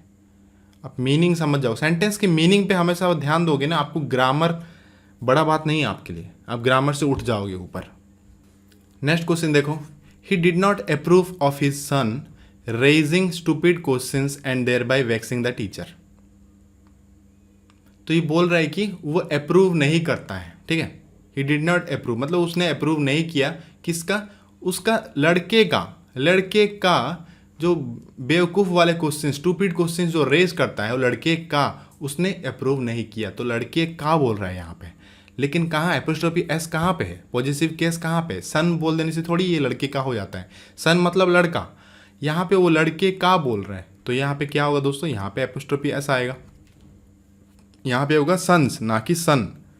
समझ पा रहे हो। अब ये कौन सा रूल है यहाँ पे अप्लाई हुआ, कुछ नहीं, बस मीनिंग अगर सेंटेंस का अगर मीनिंग आपको समझ में आ जाएगा तो आपको क्लियरली समझ में आ जाएगा कि गलत कहाँ पे। नेक्स्ट देखो, I stopped his going out late at night because the situations in the town was very intense. देखो यहाँ पे गलत क्या कर दिया, सिचुएशन एक अनकाउंटेबल नाउन है। अब अनकाउंटेबल नाउन में कभी भी एस नहीं लगता है उसको प्लूरल बनाने के लिए, तो इसने गलत कर दिया यहाँ पे एस लगा के, तो एस नहीं लगेगा, यहाँ पे सिचुएशन होगा। देखो यहाँ पे सिचुएशन दिया है, यहाँ पे वाज है, अगर ये प्लूरल होता तो यहाँ पे वेर होता ना, situations in the town were very intense. अब यहाँ पे वाज दिया हुआ है, यहाँ पे सिचुएशंस दिया हुआ है, गड़बड़ है कि नहीं, तो यहाँ पे एस नहीं आएगा, ये सिर्फ सिचुएशन होगा। नेक्स्ट क्वेश्चन देखो, a ton weight is too heavy for anyone to carry on his head. देखो हमने लेक्चर 1 में डिस्कस किया था, ए टन वेट नहीं होता है। एपोस्ट्रोफी एस कहाँ पे लगता है, टन पे लगता है। जितना भी जो वेट मेजरमेंट वाले जो हम लोग को वर्ड है उस पर एपोस्ट्रोफी एस लगता है, जो कि 8 टन्स वेट होगा। क्या होगा, 8 टन्स वेट, ना कि 8 टन वेट। एग्जाम में आपको ऐसे ही देता है 8 टन वेट। नेक्स्ट क्वेश्चन देखो, I visited John's and Mary's house twice but found the couple absent. क्या बताया था हमने, इस पे डिस्कस किया था। अगर एक कपल का लड़का है, ठीक है, कपल का अगर लड़कियों के बारे में बात किया जा रहा है तो दोनों पे एपोस्ट्रोफी एस नहीं लगेगा। एग्जैक्टली यहाँ पे एक कपल का घर के बारे में बात किया जा रहा है। अब कपल है मतलब जॉन का घर जो है, मैरी का घर भी वही है, तो दोनों का एपोस्ट्रोफी एस लगाने की जरूरत नहीं है। सिर्फ लास्ट वाले पे एपोस्ट्रोफी, सेकंड वाले नाउन पे एपोस्ट्रोफी एस लग जाता है तो काम खत्म। मतलब यहाँ पे जॉन पे एपोस्ट्रोफी एस लगना गलत है, यहाँ पे एपोस्ट्रोफी एस नहीं आएगा। ये सिर्फ जॉन होगा। I visited John and Mary's house twice but found the couple absent। Couple है ना ये लोग, जॉन का जो घर है मैरी का भी वही घर है। अगर जॉन और जॉन का कोई दोस्त होता कि बिल, तो दोनों पे एपोस्ट्रोफी एस लगता है, क्योंकि जॉन का घर अलग है और बिल का घर अलग है। तो तब बोलता है कि I visited John's and Bill's house twice but found the friends absent, found the those friends absent, ऐसे बोल सकते हैं हम। तब वो एपोस्ट्रोफी एस दोनों पे लगेगा। लेकिन ये कपल है ना, ये एक ही घर में रहते हैं, दोनों का घर एक ही है, तो दोनों पे एपोस्ट्रोफी एस लगाने की जरूरत नहीं है। समझ पा रहे हो? नेक्स्ट क्वेश्चन क्या कह रहा है देखो, the buildings roof needs repairing otherwise it may fall down and result into many persons death. देखो बिल्डिंग्स, एपोस्ट्रोफी एस निर्जीव पदार्थ पे नहीं लगता है। हमने डिस्कस किया था कि नहीं, स्टार्टिंग में ही डिस्कस किया था कि एपोस्ट्रोफी एस सिर्फ जिसमें जान होता है उसी पे लगता है, निर्जीव पदार्थ में नहीं लगता है। तो बिल्डिंग क्या एक निर्जीव पदार्थ है, लेकिन यहाँ पे एपोस्ट्रोफी एस लगा दिया, जो कि गलत है। क्लियरली पता चल रहा है कि इस पार्ट में गलत है। अब इसका सही क्या होगा ये भी जानना जरूरी है। तो बिल्डिंग्स रूफ नहीं होके the roof of the building, समझ रहे हो? बिल्डिंग्स रूफ नहीं लिख के यहाँ पे क्या होगा, इस फ्रेज की जगह पे हमको रिप्लेस करना होगा द रूफ ऑफ बिल्डिंग। ठीक है, the roof of building needs repairing otherwise it may fall down and result into many person death. जैसे कि हमने लेक्चर 1 में पढ़ा था टेबल्स लेग। ठीक है, टेबल्स लेग बोलना गलत है, the leg of the table बोला जाता है, क्योंकि टेबल एक निर्जीव पदार्थ है। निर्जीव पदार्थ में हम एपोस्ट्रोफी एस को यूज नहीं कर सकते, गलत होता है। नेक्स्ट देखो, he informed me that he had gone to one of the minister's residences and stayed there all night। इसमें गलत क्या है दोस्तों? इसमें कुछ भी गलत नहीं है। देखो वन ऑफ के बाद जो नाउन होता है वो हमेशा प्लूरल होना चाहिए। यहाँ पे देखो नाउन क्या है, प्लूरल में है कि नहीं। ये वाला भी एक नाउन है, लेकिन यहाँ पे एपोस्ट्रोफी एस लगा हुआ है, ये प्लूरल नहीं है। देखो मिनिस्टर्स और मिनिस्टर्स में दोनों में डिफरेंस है। एक में लिखूंगा मिनिस्टर्स, एक में लिखूंगा मिनिस्टर्स, दोनों में डिफरेंस है। ये एस लगा हुआ है, यहाँ पे एपोस्ट्रोफी एस लगा हुआ है। ये मिनिस्टर मतलब बहुत सारे मिनिस्टर, ये प्लूरल में है।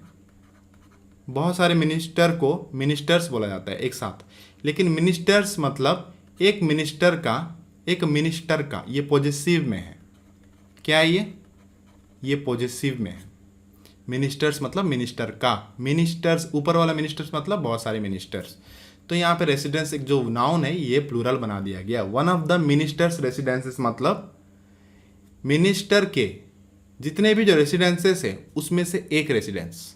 One of the ministers residence का मतलब है मिनिस्टर के जितने भी सारे रेसिडेंसेस हैं उनमें से एक रेसिडेंस को वो इंडिकेट कर रहा है। क्लियर, समझ में आया? तो इस सेंटेंस में कुछ भी गलत नहीं है, ये सही है। अगर यहाँ पे गलत करना होता तो हम रेसिडेंसेस को रेसिडेंस कर देंगे, तो ये गलत हो जाएगा। क्यों? क्योंकि वन ऑफ के बाद जो नाउन होता है वो हमेशा प्लूरल होना चाहिए, अगर लेकिन एग्जाम में वो सिंगुलर दे देगा आपको। नेक्स्ट क्वेश्चन देखते हैं, देखो लास्ट क्वेश्चन आज का। You know it well that your success is life depends in life. You know it well that your success in life depends not on my advice but on somebody else। देखो my advice मतलब मेरा advice, तुम्हारा life में जो success है, you know it well that your success, तुम्हारा जो life में जो सक्सेस है वो किस पे डिपेंड नहीं करता है, मेरे एडवाइस पे डिपेंड नहीं करता है, बल्कि दूसरे के एडवाइस पे डिपेंड करता है। दूसरे के, somebody else मतलब दूसरा कोई, यहाँ पे दूसरे के बताने की कोशिश कर रहे हैं, मतलब पॉजिटिव बनाना है हमको। अब somebody और else लगा हुआ है, तो हमने रूल में क्या पढ़ा था, एपोस्ट्रोफी एस तो यहाँ पे आएगा ही आएगा। लेकिन एपोस्ट्रोफी एस कहाँ पे आएगा, somebody पे आएगा या else पे आएगा? रूल में हमने पढ़ा था कि somebody के बाद अगर else है तो एपोस्ट्रोफी एस else पे आएगा, ना कि somebody पे आएगा। somebody else नहीं होगा, somebody else's होगा। तो यहाँ पे एपोस्ट्रोफी एस कहाँ पे आएगा, else पे आएगा। ठीक है, तो यहाँ पे हम एपोस्ट्रोफी एस लगा दें तो ये सेंटेंस बिल्कुल सही हो जाता है। क्लियर? तो दोस्तों सिर्फ रूल जानना ज़रूरी नहीं है, कहाँ पे एरर जानना ज़रूरी नहीं है, उससे ज़्यादा इंपॉर्टेंट है कि जहाँ पे एरर है उसको फाइंड आउट करके वहाँ पे सही क्या होगा वो जानना, क्योंकि यही चीज़ आपका ग्रामर इंप्रूव करवाएगा। सिर्फ रूल पढ़ के आप ज़्यादा ग्रामर नहीं जान पाओगे, रूल के साथ जितना ज़्यादा हम क्वेश्चंस आगे प्रैक्टिस करेंगे उससे ज़्यादा हमारा क्लियर होगा। ठीक है। तो दोस्तों नाउन के जितने भी जो इंपॉर्टेंट क्वेश्चंस मैंने डिस्कस कर लिया है, आई होप आप समझ गए। तो ज़्यादा हमको क्वेश्चंस नहीं करना है चैप्टर वाइज, बस समझाने के लिए ये सारे क्वेश्चंस मैंने डिस्कस किए हैं। Thank you for watching this video. Next lecture में फिर से मिलते हैं।